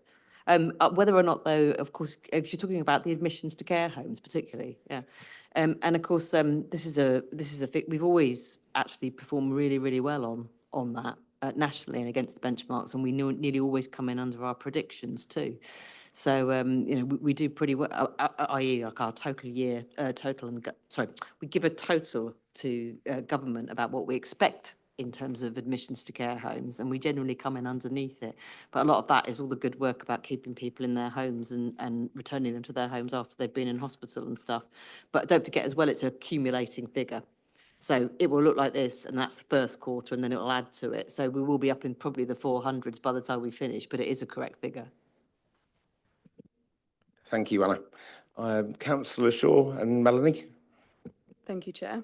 I just wanted to touch base on some of the stats based around the HCPs and some of the work that is being undertook by the officers. Some incredible work, may I add.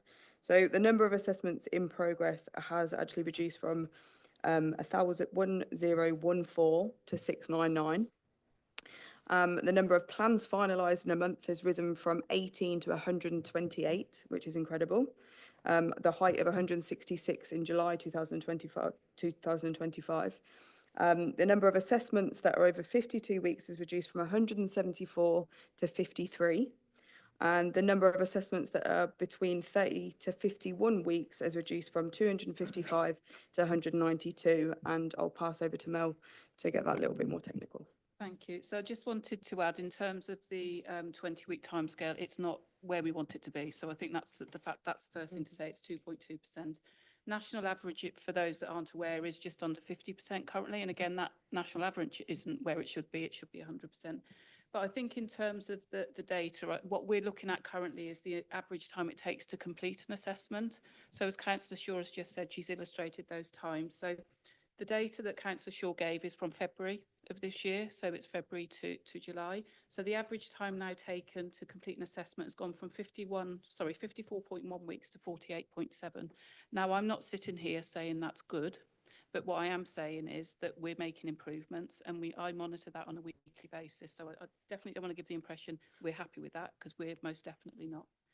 So I'm confident in terms of the work that we're doing with education, health and care plans. And just to add, and I don't recall which member said it, so apologies, we've also got an additional 8 caseworkers that are starting with us, because we recognise that the case loads were very high. So those workers are coming in, and we'll be launching Liquid Logic, the same as the Children's Trust, in October, which will really significantly help with our processes, because part of the challenge in terms of completing the assessments around our processes and our case management system. And if I may, Chair, just go to a few other points related to children, if that's okay. So Councillor Keeble, you mentioned about the primary exclusions, and I absolutely agree with you. We had 2 primary exclusions, and we look into each of those cases individually, whether they be primary or secondary. And we allocate pupil advocates that support the family, support the child and support the school. And we make sure that we put interim provision in place within 5 working days. The issue that we're finding with exclusions is the school's ability or resources to manage some of the behaviours. And when I say behaviours, what I mean is that it might be an undiagnosed special educational need. It could be that the child is waiting for an assessment. So we look at those children on an individual level, and there's an awful lot of work and focus on children being excluded. Councillor Keeble, you mentioned the best start in life and school readiness. So again, you've probably seen the National Best Start in Life strategy and the good level of development for schools. So we're working with that, and we're linking that into our family help strategy that will come to Cabinet in October. And we're also obviously connecting that up with our family hubs and development of family hubs. There was reference, I think, from Councillor Purser and possibly Councillor Keeble in terms of the understanding of demographics of where our children are. And we absolutely know that the numbers, as Anna has said, in children in care have reduced significantly. So the work we're doing linked to that, because we know in West Northants our highest cohort of children that come into care are teenagers, so secondary age. So I'm working with the Police Observatory and other partners to identify which localities do those children residing prior to them coming into care. And that's informing what we're doing around our youth strategy, which we're planning. I'm going to say provisional date, so I'm not held to it. Provisional date of coming to Cabinet in December. So I suppose I want to give some assurance in terms of those cohorts of children that require statutory support. We're working closely with all partners, including health, to understand those needs and make sure, because it goes back, I think, to Councillor Purser's point, the answer to this is early intervention. We all know that, whether it be children in care, whether it be adults, whatever. So that's the focus we've got there. The other thing which I think is important to say in terms of children in care, and I know that the numbers, you're absolutely right, the numbers are coming down, but the cost is going up. So there is some work that we're undertaking as Director of Children's Services within the East Midlands. And what we've actually started doing is looking at which providers do we all commission, because in numbers, it's much easier to go to a provider. And interestingly, what we've seen from that is we are being charged different prices. So I'm not going to go into any more detail on that, but I suppose to give assurance that we're very much on that, and so I can definitely assure you of that. And then the other thing I just wanted to say, sorry, I just wanted on the children in need. I just wanted, because the children in need are the ones where it might be possible to intervene and where they are in relation in the county. Yeah, so we've got that data as well, and we've been having conversations with the Children's Trust. The last meeting was yesterday, actually, in terms of the Family First programme, which again many of you will be aware of, and that view of the social work of family health. So we've started looking at that with a view of coming up with a model that myself, Cornelia, the DCS in North, and Colin is in agreement with. So we're just looking at how we implement that. And again, it links into the localities, local area partnerships and neighbourhoods. So we're definitely aligned with that. And my final point, and apologies for taking so long, we are in line nationally with EHCP. So I think that's important to recognise. We're not in line nationally with 20 weeks, but we are in terms of the numbers that we issue. Sorry if that was a... never so. No, thank you, Mel. I'm grateful I'm that conscious of not being cut off. the resource around the table is able to answer the questions, and all members have, the right to hear them heard, and the public as well. Bringing in Martin Henry at this point. Yes, thank you, Chair. Age debt that I'm going to talk about very briefly. I think the issue that we have with this is we get a very detailed monthly age debt pack, which comes out and sets out all the different categories of debt and how we're doing and what the total debt that's been raised and the proportion that we've collected as part of that. And we try and summarise that in this box, and it probably doesn't do justice to the work that's taking place on a regular basis. The second paragraph in the narrative does highlight the fact that in 24-25 we did increase the amount of invoices that we raised. So if you're raising more income for the authority, you'd expect the absolute level of debt to go up at the same time, which is why the percentage is really important. So we should be looking at, of the total debt raised, what percentage of that is overdue, and is that coming down?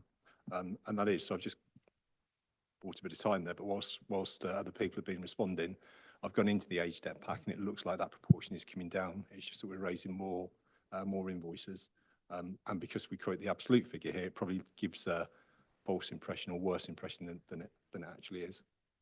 So it's worth highlighting that point. I think the other point that I'd highlight was on CILN section 106. Yes, there are amounts outstanding.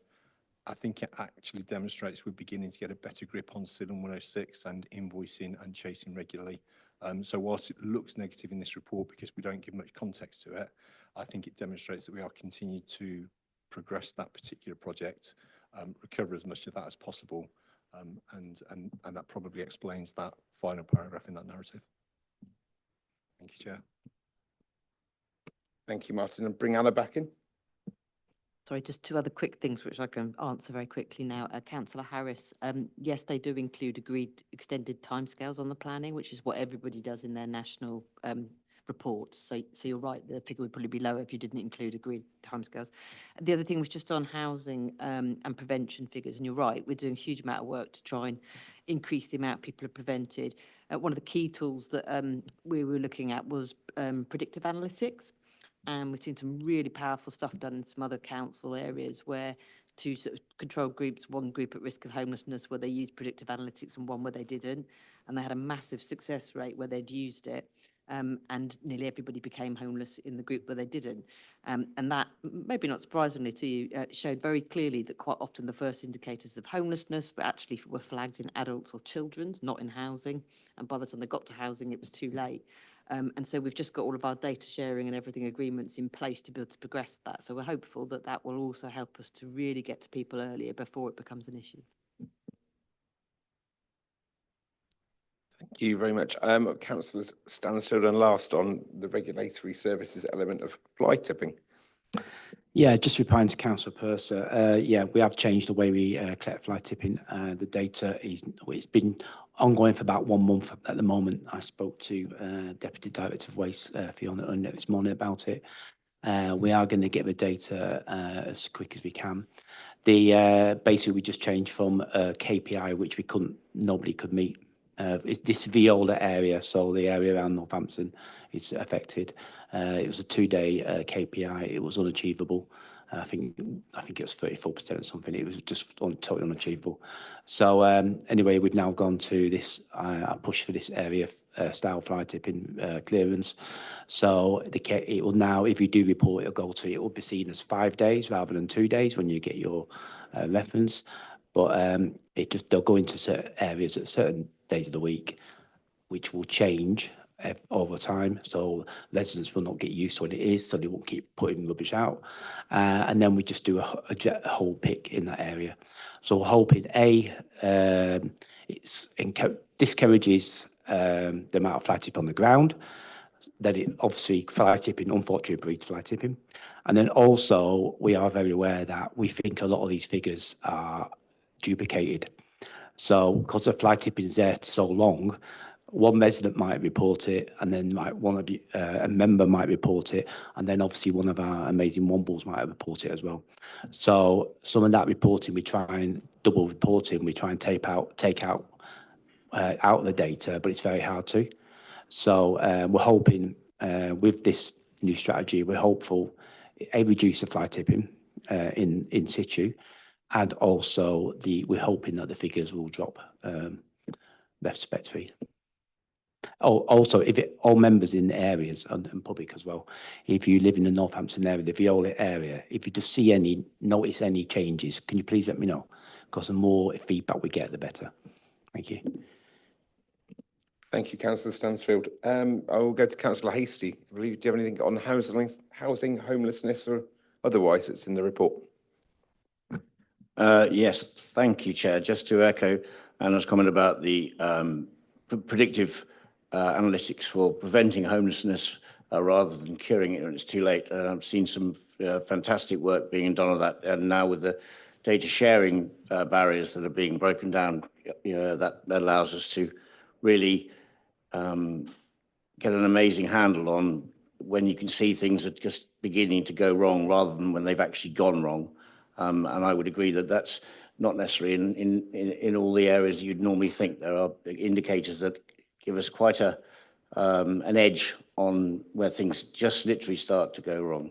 So I'm very excited about that. And that's obviously the key thing about that is not only potential cost savings that are associated with, but also the social implications of that, because we'd much rather prevent rather than have someone go through the trauma of becoming homeless and then have to then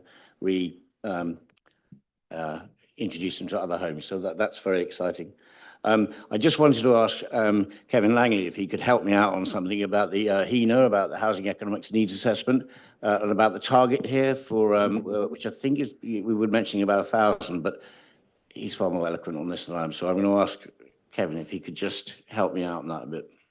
Yeah, of course. So the HENA target is a planning target that sets out 1,068 homes a year. We use that then to inform our a target for affordable and social housing that we want to bring forward. That was set out in the housing delivery plan. So our target is to get to 650 from the circa 580 we're at now, with a stretch target of 750 over a couple of years. So that's really what we're working towards. And obviously the situation in terms of the low targets that we've got this year is due to, as a result of picking up the schemes from MPH that we're not able to take forwards. So it's left us in a deficit for the current year. We're working hard to look at the pipeline schemes coming forwards, and you'll have seen Holston Road come forwards to the last cabinet and going to full council in terms of bringing forward much needed social that the council is delivering for the first time in a long time, as well as then Ecton Brook as well, which we'll be discussing later. Chair, if I may, yeah, no, I have to say the work that the development team and the housing teams are doing are fantastic. They're really pulling out the stops, even as you'll see later on, even small projects, literally trying to explore any opportunity to get housing going and faster is being explored. And I have to say, I think the team on both sides are doing an awesome job. Thank you, Chair. Thank you, Councillor Hastie. I'll bring in Councillor Coos and Melanie, if necessary. Thank you, Chair. I just wanted to second Anna's comments for Councillor Purser. The figures for the adults are correct. We are doing very well. Thank you. Okay. And I think with the exception of maybe smoking mothers or mothers who smoke whilst pregnant, I'll come back to you, Councillor Keeble, on that via Councillor Coos, if you're happy with that. Unless anybody else has got any other input they may have, we'll take that to a vote. May I have a proposer from the floor? Councillor Last, seconded by Councillor Hastie, and a vote of the raise of hands to see that through. Thank you. That's passed. We'll move on to item number 10 on tonight's agenda, the renewal of public spaces protection order, dog control and the prohibition of smoking in public places 2022, West Northants Whole District. Councillor Last to introduce the report, please. Thank you, Chair. This report seeks Cabinet approval for the renewal and variation of the existing Public Spaces Protection Order, or PSPO, across West Northamptonshire, extending its term to October 2028 and expanding its scope to include 2 additional areas requiring dogs to be kept on leads. Key proposals: renewal of the existing PSPO measures for a further 3 years, and variation to include dogs on leads at all times in St James's Lake Park, Brackley, dogs on leads at all times in Unit 1 Gravel Pits, Washlands. Existing PSPO measures: mandatory dog fouling cleanup, requirement to carry means to clean up after dogs, dog exclusion zones, play areas, schools and sports courts, dogs on leads in designated areas, cemeteries and town centres, dogs on leads by direction of authorised officers, limit of 4 dogs per person, and prohibition of smoking in specific public spaces, for example, play areas and schools. Justification: public health reduces exposure to secondhand smoke and smoking-related litter. Environmental protection supports cleaner, safer public areas, spaces. Wildlife conservation prevents disturbance and harm to nesting birds and livestock. And community safety addresses rising dog control issues and antisocial behaviour. Consultation outcomes. So we received 439 responses. Strong public support. 74% of the respondents support the PSPO renewal. 63% support dogs on leads at St James's Park. 57% support dogs on leads at Unit 1 Gravel Pits. And we've had endorsements from Brackley Town Council, the Wildlife Trust and the Dogs Trust. Legal and operational considerations. PSPOs are enforceable under the Antisocial Behaviour, Crime and Policing Act 2014. Enforcement will be supported by existing resources, signage and communication. Formal delegation to the Director of Governance and Monitoring Officer, interim, is required to complete the statutory processes. Recommendations to Cabinet. 1. Approve renewal of the PSPO until October 2028. Approve the variation to include dogs on leads at St James's Park and Unit 1 gravel pits. And delegate authority for formal making of the varied order to the Director of Governance and Monitoring Officer, interim. Thank you, Chair. Thank you, Councillor Last. I've got some speakers recorded, starting with Councillor Lister. Thank you, Chair. I see these PSPOs a bit like a front door. They keep honest people honest, but those who are determined to not will just go in through the back window anyway.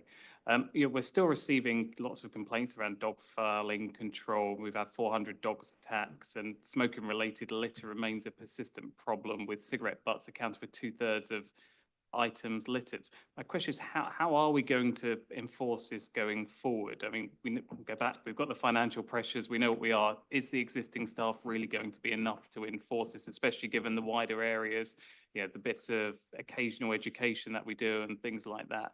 We really do need a robust plan to be able to enforce this. Lots of people query, we don't ever see a dog warden, we don't see any enforcement of these things. We need to do more for it to stop this happening. Thank you. That's Councillor Lister. Councillor Keeble. I very much welcome this, and I think that it would be really helpful to start preparing something more substantial for when this one runs out, because this isn't just about public space management, this is about public health. It's a really major issue that if you're going to encourage people, particularly in high-density urban areas, to use public spaces, they have got to feel safe. And a lot of people are just afraid of dogs. And there's issues about, it's fine to say people should walk more than 4 dogs, but if you see a child walking 4 Alsatians, you've got a problem. And you need to have some relation about the size of the person and the size of the dogs. Now, obviously, that's quite a complicated thing, but there's got to be some real thought about people who won't use public spaces or are frightened because they're frightened of dogs, and also about making sure that people keep dogs on leads in urban space. I speak as a dog owner, or my dog sadly died, but as a dog lover, put it that way. And I think that it's really important. You can walk a dog perfectly well on a lead, but it's really important you don't frighten someone who's there with their children and who may not feel very confident about using the public space.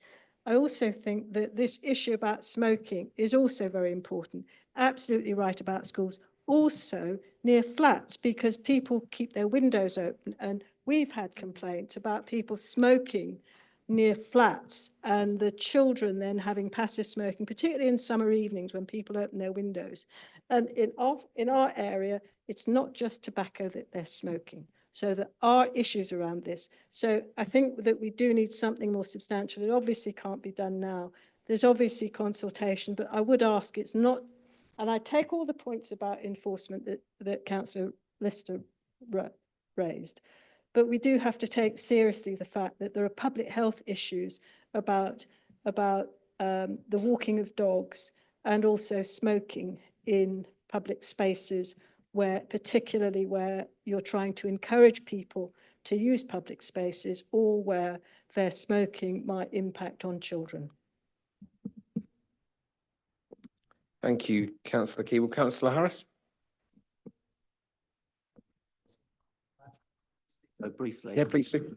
And probably in defence of dogs, as a dog owner, of course I welcome this. It makes sense, all of the things that have been said. But I also think one of the things I would hope that the council might consider at some point is thinking about the dog owner too, because we don't really provide any spaces that are appropriate, largely. There are 1 or 2, I think, but not that many.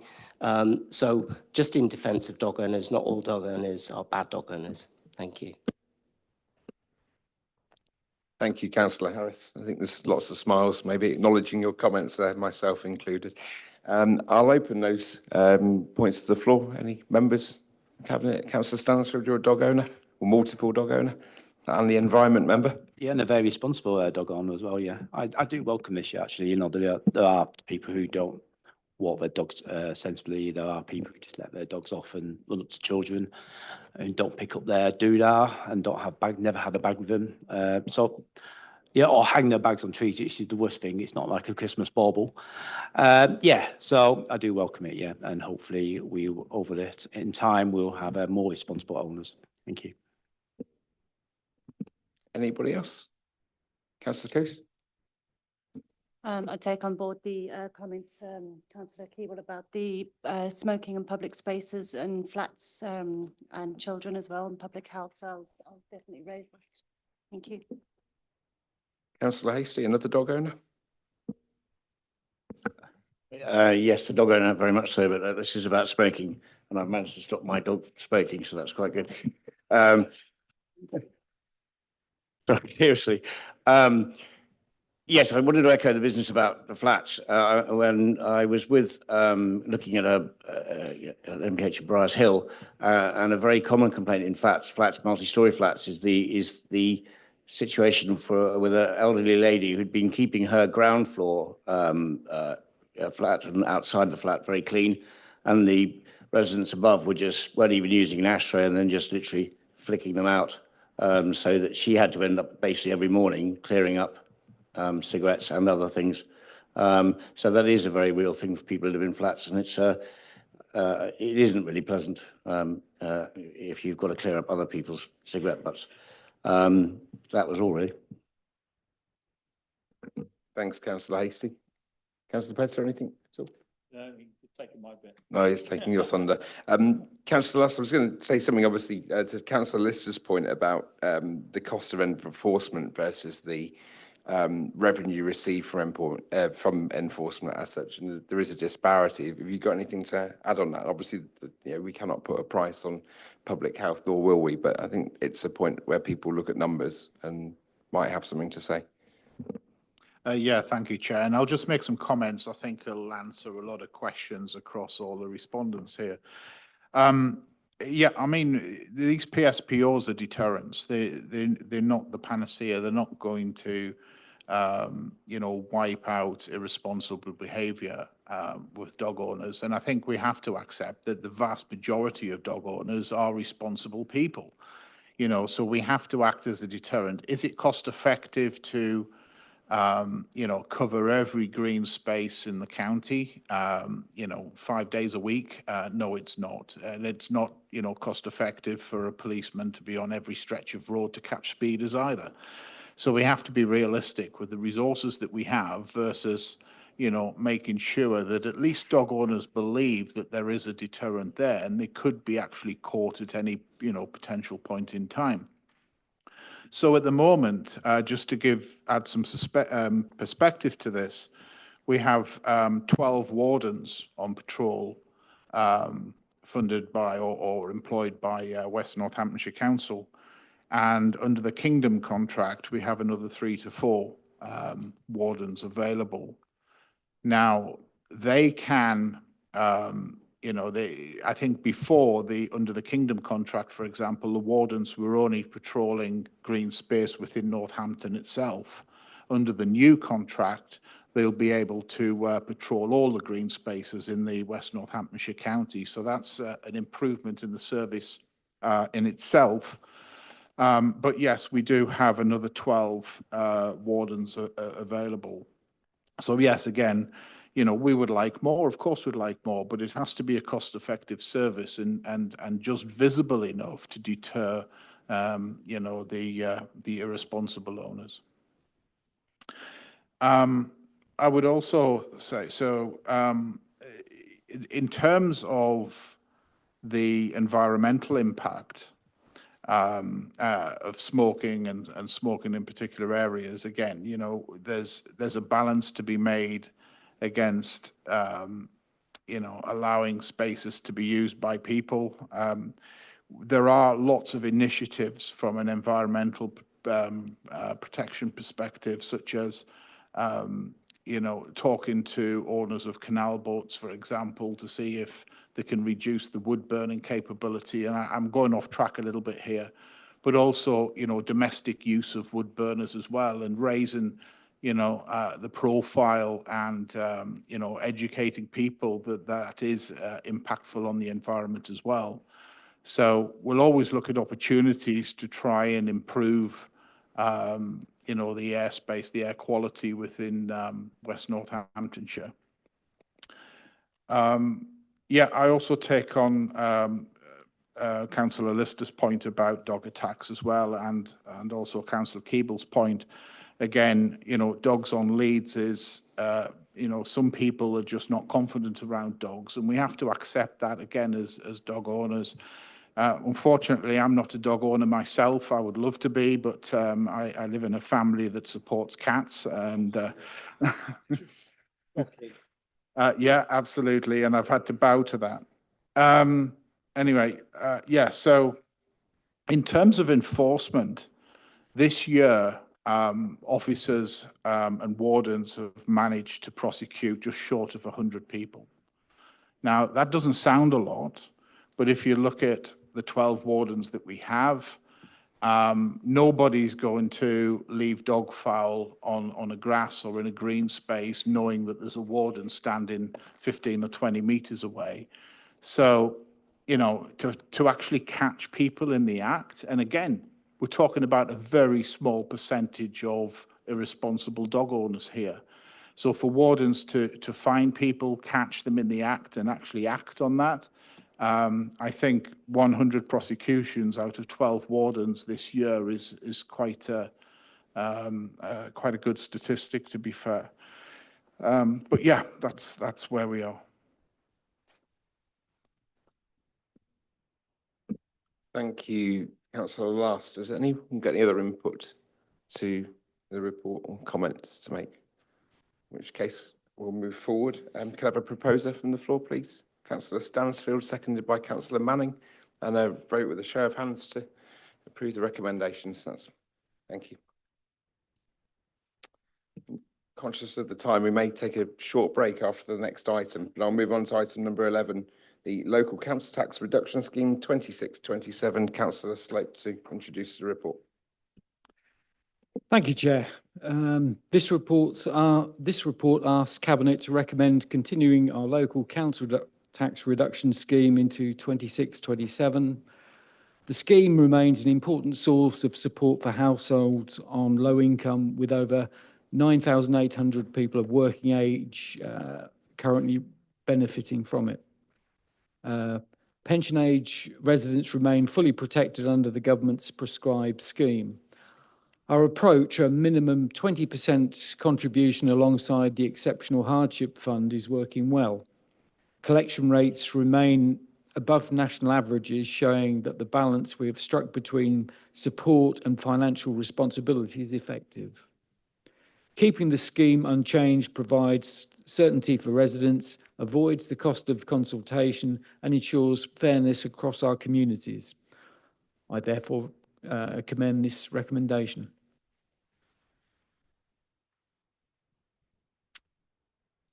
Thank you, Chair. Thank you, Councillor Slope. I've only got one speaker unless there's other members, which is Councillor Purser. Yes, Chair, I'm wanting to welcome this report. It's necessary until the government finds a fairer way of some sort of proportional property tax, which may come along at some stage, and welcome the proposals to roll forward the current arrangements. Just some questions on the hardship fund, which looks as if it's more or less on track, and hope that's so. And just to check that in a way that this is about enabling people to get into a financial and stable situation rather than the same people always, if you like, benefiting from it, that it's a way back into stability, and we're using that in a constructive way. Thank you. Thank you, Councillor Purser. Any other members over the bench wish to speak? Okay. Anyone from the floor? Martin, thank you. Thank you, Chair. Yeah, just on the hardship fund, Yes, so if people are entitled to CTRS, then they claim that. People that either aren't entitled to CTRS or don't receive enough CTRS in their view and they've still got hardship can apply for the hardship fund. It's means tested, and we regularly review those applications that come in and the balance that is left. As you can see in the report, we've got about £130,000 worth of that hardship fund left. We've not exhausted it, but we do review that balance when we get into budget setting each year. Thanks for that clarity, Martin. Anyone from the floor? Everyone's clear on the report, in which case I'll have a proposer, please. Councillor Coos, seconded by Councillor Shaw. And we'll take that to a vote with a show of hands, please. Thank you. Okay, I've just been through the remaining agenda, members and members of the public. I think we probably may require up to an hour and a half, so I'm going to take a small 10-minute break for comfort for everyone present, and then we'll resume at 8:05. Thank you.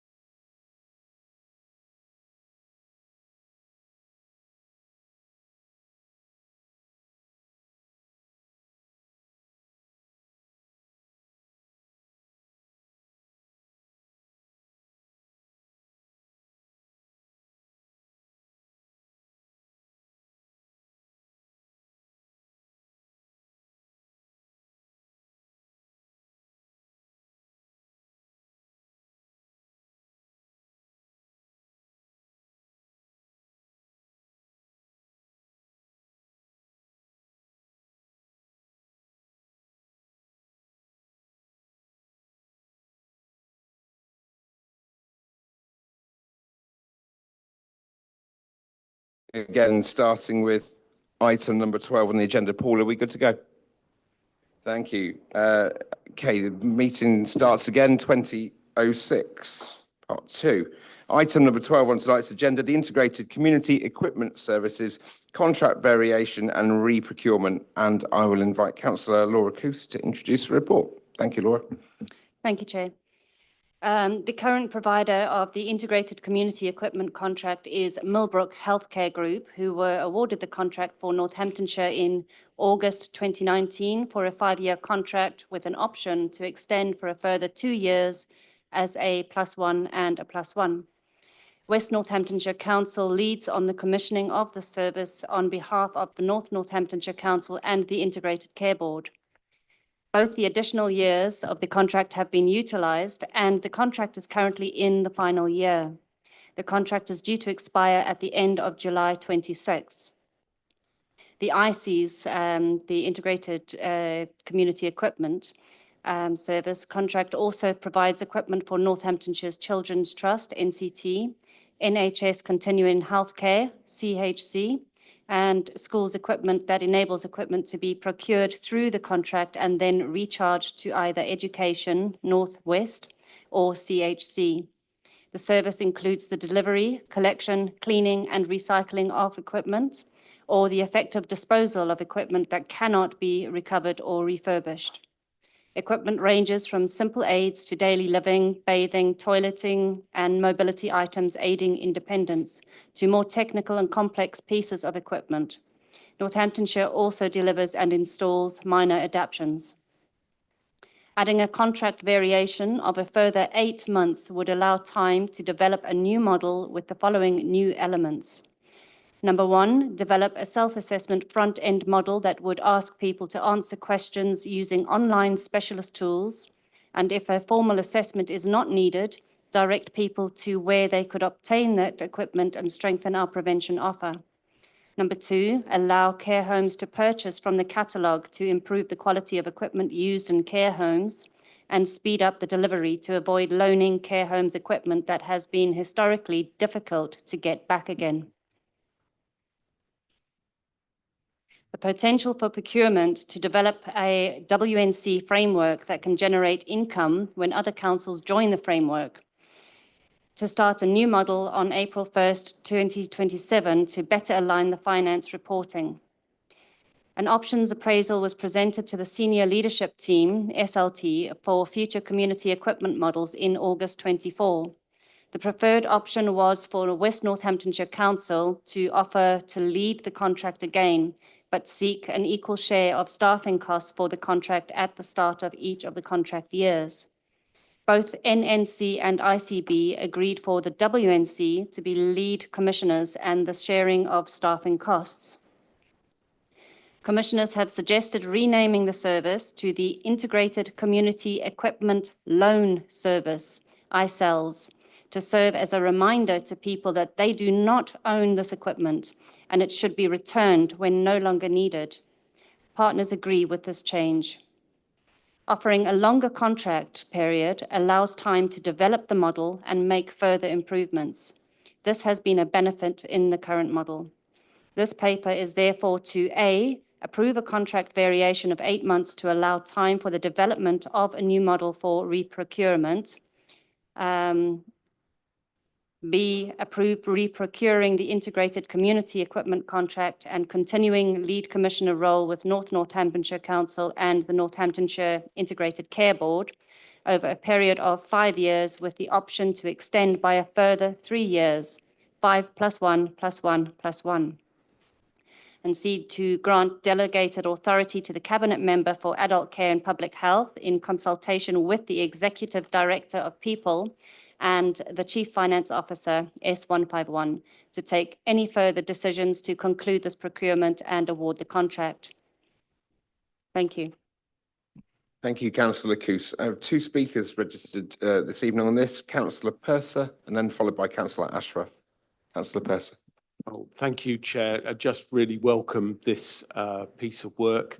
It's a very important piece of work. And it becomes more important as more people are staying home longer. So the right equipment to enable people to sustain themselves at home is really important. I think there is a perception, and it may be that the change in the name is useful, that there is equipment that does not get returned. And whether that's because people don't understand that it's a loan, or because we haven't got the right mechanisms in place so it's easy to return things, I think some thought needs to be given of,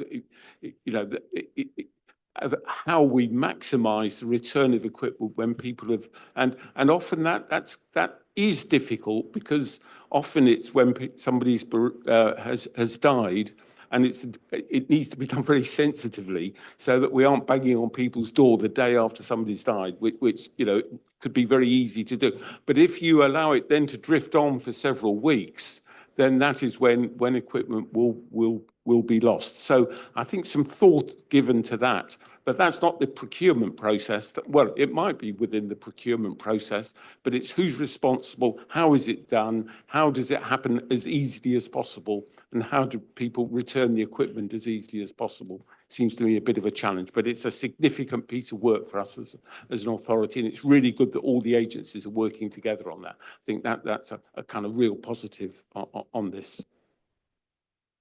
Thanks, Councillor Purser. Councillor Ashraf. Thank you, Chair. I just wanted to echo everything Councillor Purser said. I think it's really important that the report covers the variations that is needed with equipment, and looking forward to implementation of the report. Thank you.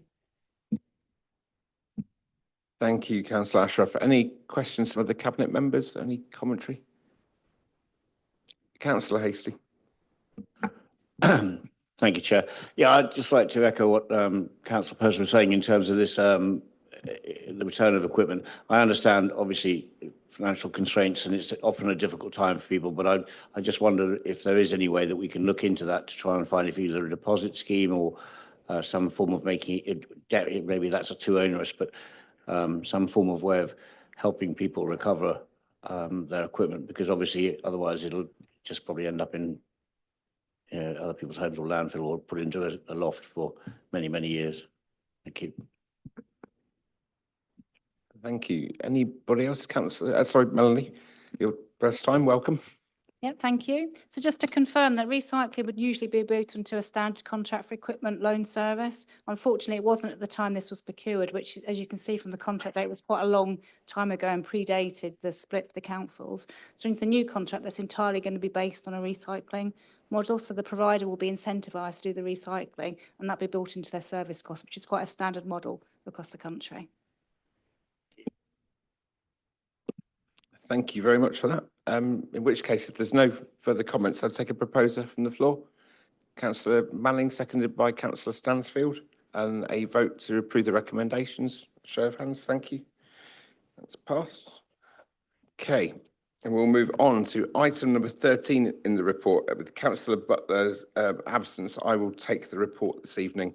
I'll apologise in advance that I may need to refer to relevant officers, but Councillor Butler has provided me with a briefing note. It's comprehensive, and I will do my level best to provide you with everything I can. Kevin might be able to come in on this if need be. So the homeschool transport procurement framework, legally required homeschool transport is a statutory requirement, and the council currently supports over 6,000 children and young people by transporting them to and from school or college each day. Where a young person or child is entitled to support under legislation, the council must provide this transport free of charge. At the time of writing the report, the council had 333 special educational needs, 137 mainstream and 128 social care and health contracts in place. This number increases year on year and throughout the year due to new and late applications continually being received. The council currently has a dynamic purchasing system in place, which is ending in 2026. Under the new procurement regulations, we are not permitted to extend or re-procure a dynamic purchasing system type of framework. The new open framework will not have any budgetary impacts. It's simply a mechanism in which the council is able to competitively tender transport contracts and ensure contract terms and conditions meet our required specifications. The new open framework will allow an opportunity to refresh and renew the council's terms and conditions and the new operators to join the framework at regular intervals. The new open framework will apply to all new contracts from May 2026. There are no identifiable risks with establishing the open framework. It's something we simply need to do. So in summary, number one, the new regulations no longer permit DPS, dynamic purchasing system frameworks, hence the forward new framework.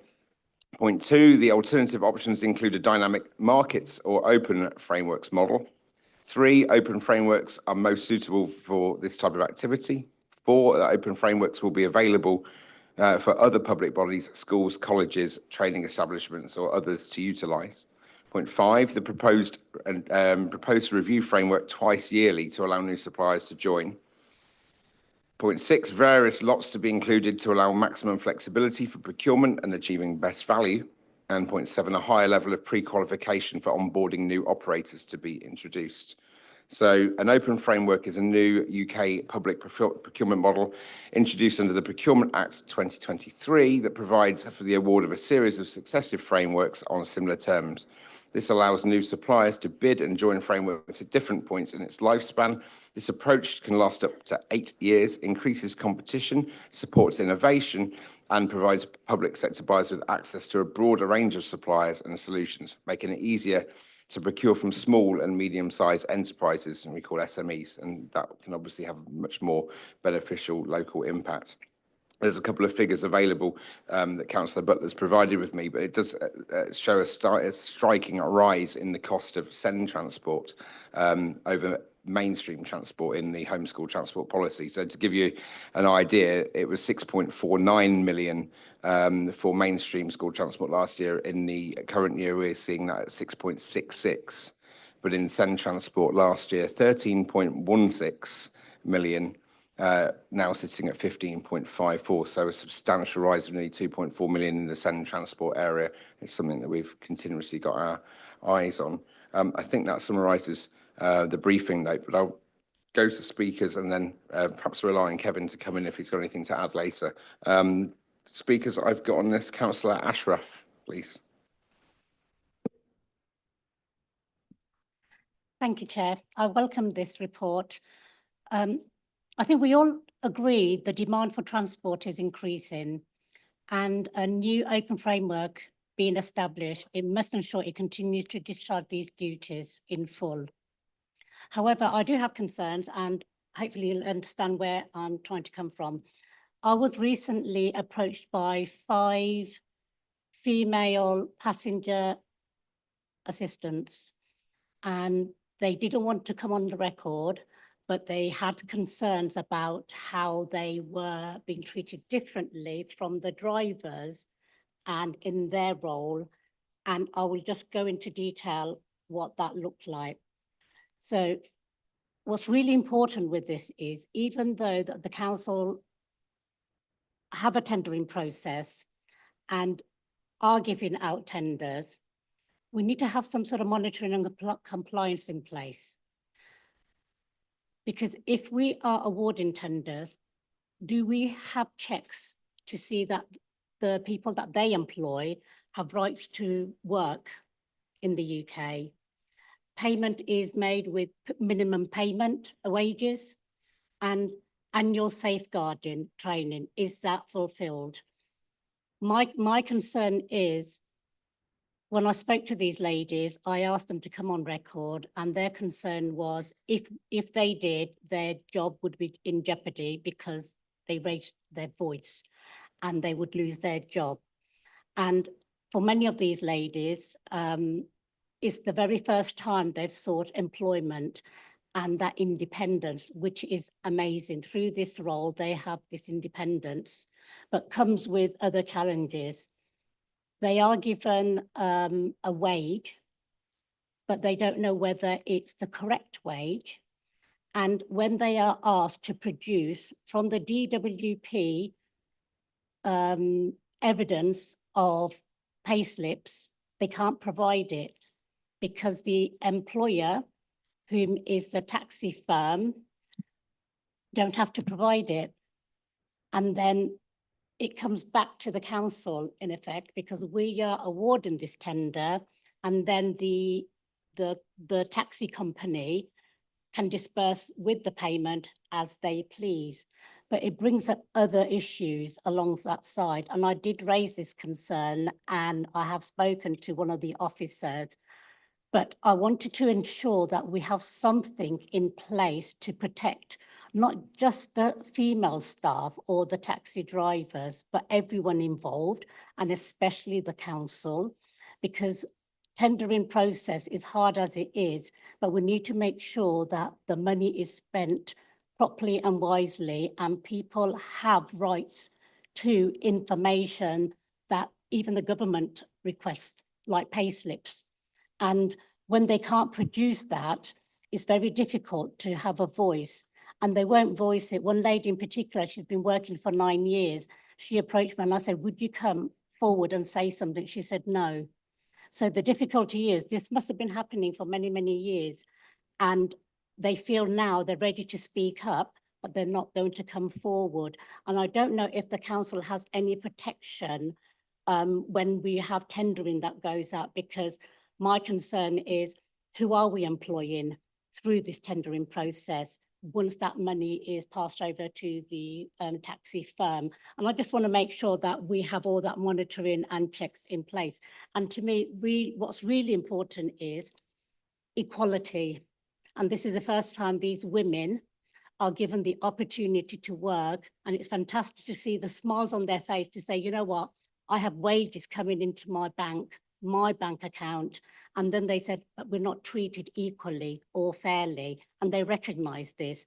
And through that conversation, I had to bring it to the table and say, right, okay, how can we do this without making it really messy? So we need to make sure that all the documentation, and we have audit trail, and we need to ensure that the people that we are tendering out to are serving the staff that they employ properly and legally.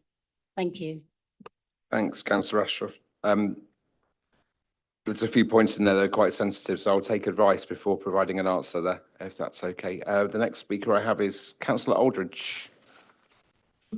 Yes, thank you. Really useful paper, and obviously some significant national changes over the horizon.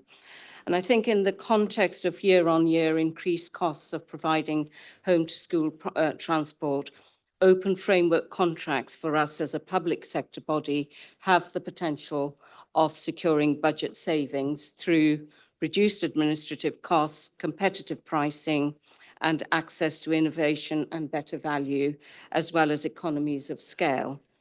So it seems, therefore seems appropriate for WNC to consider the proposal of the use of open framework contract for home to school transport. However, there are potential challenges with such contracts, which include risk of weak competition, supplier uncertainty, and issues around decreased transparency, as further competitions are often advertised only to the suppliers on the panel. And also a lack of visibility on how call-off contracts are awarded, which can result in non-competitive processes, undermining the goal of achieving best value. And there may also be higher startup costs. So, and also as a tool for saving money, their success hinges on their strategic application by well-managed procurement teams. So I have 3 questions really. How will the council mitigate against the potential challenges that exist with open framework contracts being proposed? Can we be assured that there will be a strategic application of the framework, and procurement processes and monitoring of contracts will be robust? And I think this alludes to something that Councillor Ashraf has just highlighted, which is the monitoring of contracts and compliance with legislation around equality of pay, and the way that there may be particular challenges around women employees. And then I also noted in the report that there was reference to updates and amendments to the terms and conditions of the open framework contracts, which would be considered by WNC. And I just wondered what those updates and amendments might look like. Thank you. Thank you, Councillor Aldridge. I have a further speaker to welcome to the chamber tonight. A member of the Youth Parliament is in our presence, and I'd like to invite Jack Evans, MYP, to take the seat. He has a few questions for us. Thank you, Jack. You press the button on the mic, it should come up with a red light for you. Yes, thank you. First, to correct my title, I'm not actually an MYP, I'm a youth councillor. MYP is the goal. Yeah. Yeah, I'm just first to introduce myself because most of you won't know me. I'm Jack Evans. I am a youth councillor on West Northamptonshire Council's Youth Advisory Council, which is the main elected body for young people in West Northamptonshire. We represent about 47,000 people. Just to speak on this item briefly, I have a couple points that I prepared in a mild rush. First of all, stability of the service, with the whole being able to join at any point.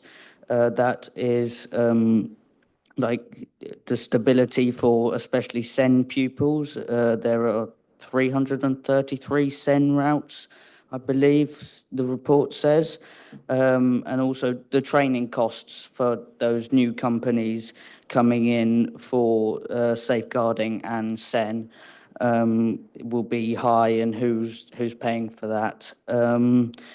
Also on communication, what notice will the families get, and how far in advance, and how much do you think this will benefit the families? And finally, but for me most critically, what is the youth voice on this? Obviously, without reading the agenda, I wouldn't have known that this was being debated here tonight. So I just, as more of a general point, but starting with this, I believe it is important that the Youth Advisory Council is consulted on youth policies. Councillor Shaw, I know, is coming to our meeting in September, and maybe something we will discuss with her there. So yeah, because this policy is fundamentally about the children in West Northamptonshire, of which we represent, and I feel they voted for us to represent them, and I feel that we need input from the council so that we're not completely blindsided to what's happening, because I know not all of my colleagues will be as boring as me and sit and read council agendas.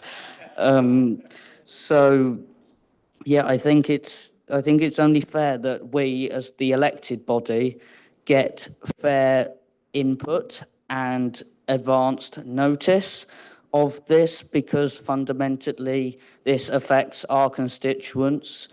Yes, thank you.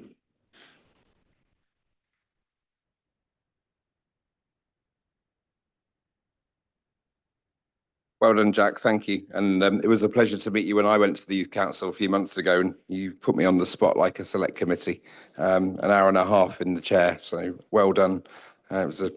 It was a privilege, and your fellow members as well. You know, always welcome to speak in this place and others. Certainly our full council chamber. I'm sure members would be welcome that participation. I'll address a couple of points that I can answer, and I will rely on officers because it's Councillor Butler's report. But in terms of the youth voice, I think you make a really very good point there about young people being heard. And when I was your age, if I might reference it, I was in the youth service and actively involved in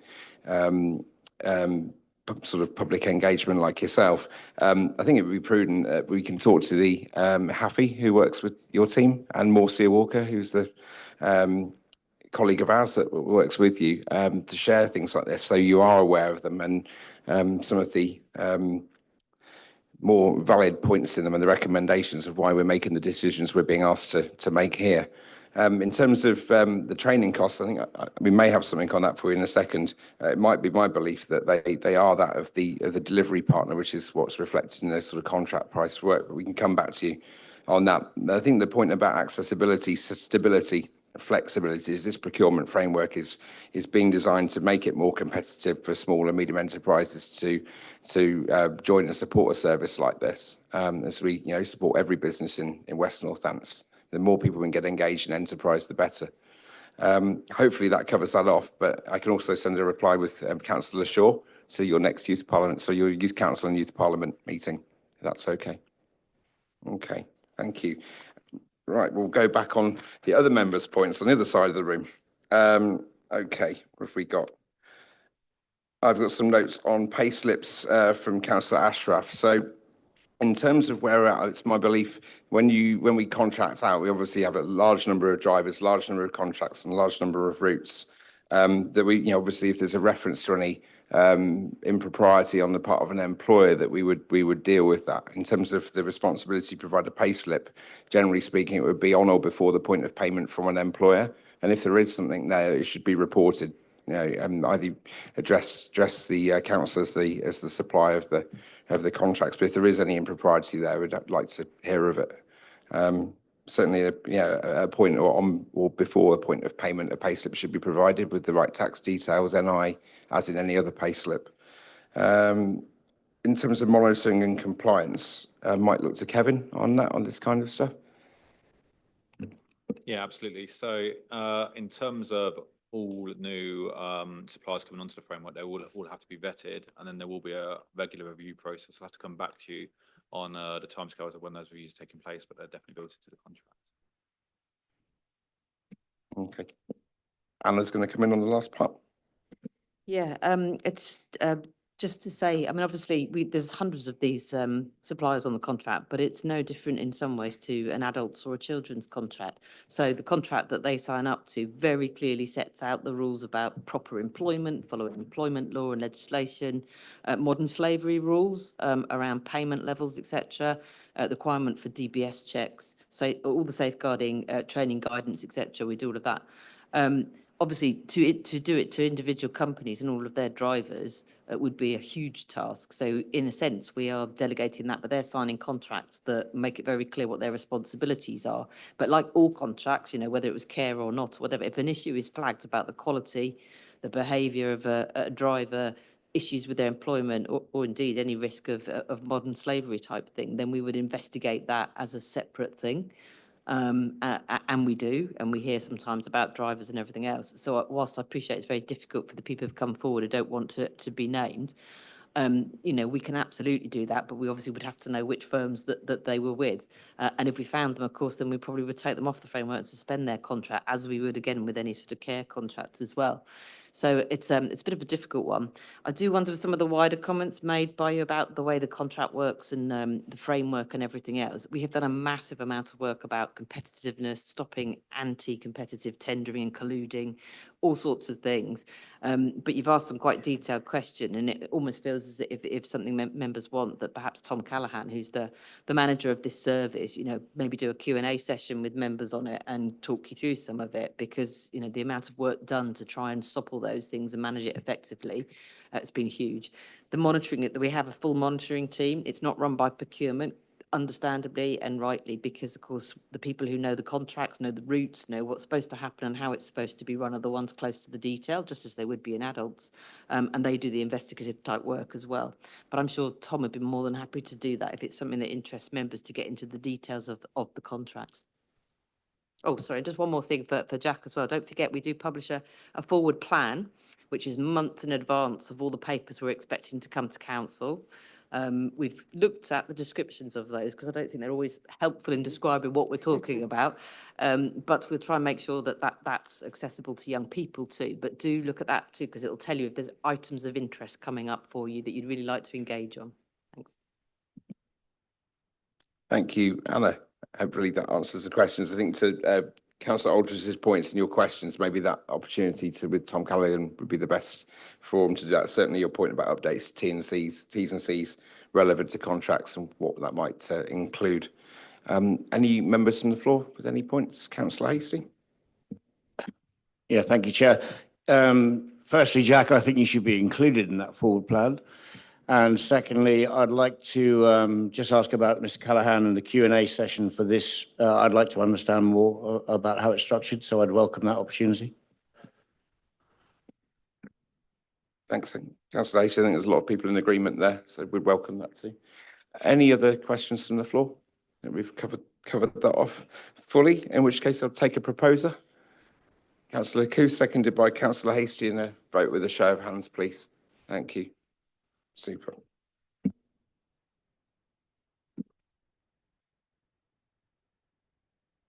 Okay, we move on to item number 14 on tonight's agenda, the procurement and contract renewal of insurance services for West Northampton Council. That is Councillor Slope to introduce the report, please. Thank you, Chair.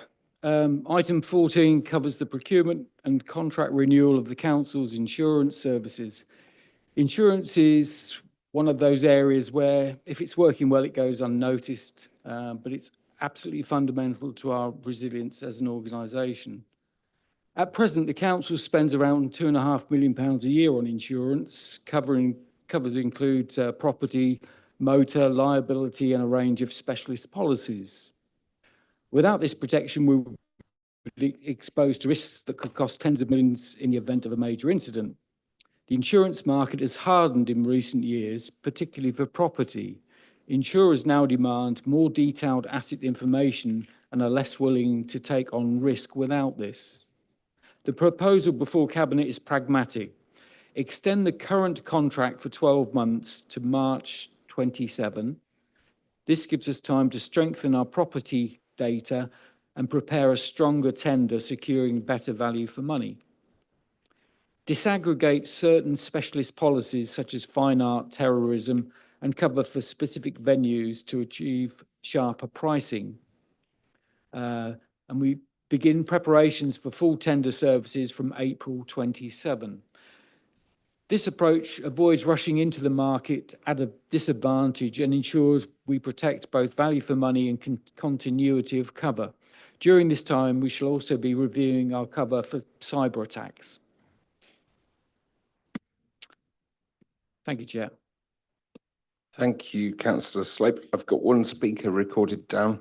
Councillor Purser? Chair, I'm happy to pass on this one tonight. Thank you.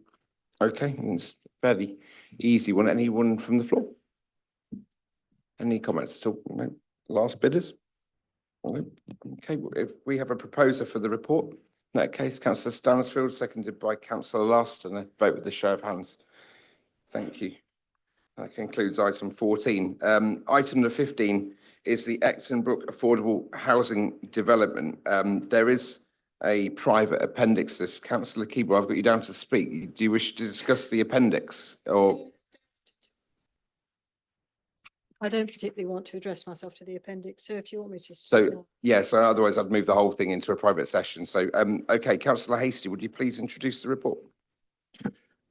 Thank you, Chair. So the Ecton Brook Affordable Housing Development, the purpose of this report is to seek Cabinet approval for the delivery of 18 affordable homes at the former Ecton Brook care home site, which has been vacant, I think, since 2016. It includes the approval of the HRA capital budget and development appraisal, which is detailed in the private appendix, delegated authority for the procurement and land appropriation, agreement to accept a reduced land value to enable viability.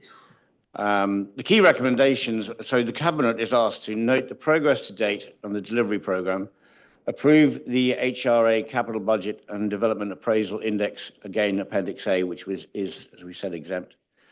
Delegate authority to the Director of Communities and Opportunities to appoint a principal contractor. The Assistant Director for Assets and Environment to transfer land from the General Fund to the HRA at a reduced value, and to agree in principle to accept a reduced land value of down to £50,000 to enable delivery of social rent homes. The strategic context surrounding this is the housing need. West Northamptonshire requires 1,063 affordable homes annually. The current delivery averages 580. I think Kevin was alluding to that earlier on. The council strategy alignment, the housing strategy theme 1 basically is delivering the homes that people need and can afford. Affordable Homes Delivery Plan point 9, which is to accelerate the supply of new council homes. And just a little bit of background site history, the former care home, as I say, vacant since 2016, registered as brownfield, was given planning permission granted February 2024. A little bit of a scheme overview. Homes, it is a small project. It's only 18 in total, comprising of 10 2-beds, 6 3-beds, and 2 4-beds. 10 years on this will be 12 social rent and 6 shared ownership. Delivery route, direct delivery managed by major projects and a regeneration, appointment of a principal contractor on a design and build basis. And the funding, HRA borrowing and Homes England grant, again, see the private appendix for detail. The key issues surrounding this are land value. Independent valuation suggests £500,000 for market housing, £50,000 for affordable housing. Reduced value supports viability and maximises our ability to deliver social rent schemes and properties. Viability, the scheme appraised with positive net present value over 40 years and limited tolerance for cost overruns. So that will have to be very carefully controlled. Procurement compliance process under Procurement Act 2023, oversight by Procurement Gateway Group. Legal powers, appropriation under LGA 1972 and Housing Act 1985, disposal under General Disposal Consent 2003. And the benefits of the social rent delivery obviously supports low-income households and reduces benefit dependency, reduces arrears and evictions, shares costs on temporary accommodation, attracts higher grant funding, and aligns with anti-poverty and homeless strategies. Risks and mitigations. Vacant building risk, demolition is underway to reduce safety and trespass risks. The financial risk is robust cost planning and contingency in place. Construction risk, design and build contract to manage the delivery risks, and the shared ownership risk, which is market flexibility and early marketing planned. The impact assessments, environmental is use of modern methods of construction and low carbon technologies. Community is positive regeneration. Impact, improved amenity and connectivity. And the strategic risk, SRO4, addresses lack of affordable rental accommodation, current risk 9. This may be a small development, but I consider it to be a piece of good news, very good news. And I'd like to thank Kevin and his team for, I think, another exemplary piece of work. And I'd like to commend this report to Cabinet and ask colleagues to support the recommendations as set out. Thank you, Chair. Thank you, Councillor Hastie. Councillor Keeble to speak. Thank you very much. I think we can all welcome this, including the reduced land valuation that makes the higher proportion of social housing for rent possible. That's really good news. I just wanted to read out, if it's okay, a statement from Councillor Keith Holland-Delamere, who had hoped to be here, but unfortunately is unwell. As one of the former councillors for this area, I welcome that, Councillor Holland-Delamere, I welcome this development. On several occasions, previous ward councillors had to escalate issues with trespassing on this site. I welcome that government grants have paid for the recent demolition of the central government grants have paid for the recent demolition of the site and preparation for the delivery of much needed affordable housing, mainly social rented properties, by the spring of 2027. The inclusion of 2 wheelchair accessible homes will also be very important for catering to some of the complex needs on our waiting list. I welcome that there are 2 parking spaces for each home. One of the chief concerns I had from residents about the site is a potential impact on nearby, oh sorry, my thing's just gone off, sorry, why has that just gone off? Is a potential impact on nearby parking. This will hopefully satisfy those concerns. During construction, the contractors will need to be aware of the car park that is used for the surgery, pharmacy, post office, shop and venue, and minimise any impact on it. Ecton Brook still needs a community hub, and I'm sure that the new ward councillors are on the case. And can that please be recorded for Councillor Holland-Delamere? Duly noted, Councillor Keeble, thank you. Okay, any other members of Cabinet to speak on the item? It's a bit of a no-brainer, we might add. And to Councillor Keeble's earlier point, we have a substantial shortage owing to the failure of the big sites and other things. So this is very welcome. I think everyone will be in agreement.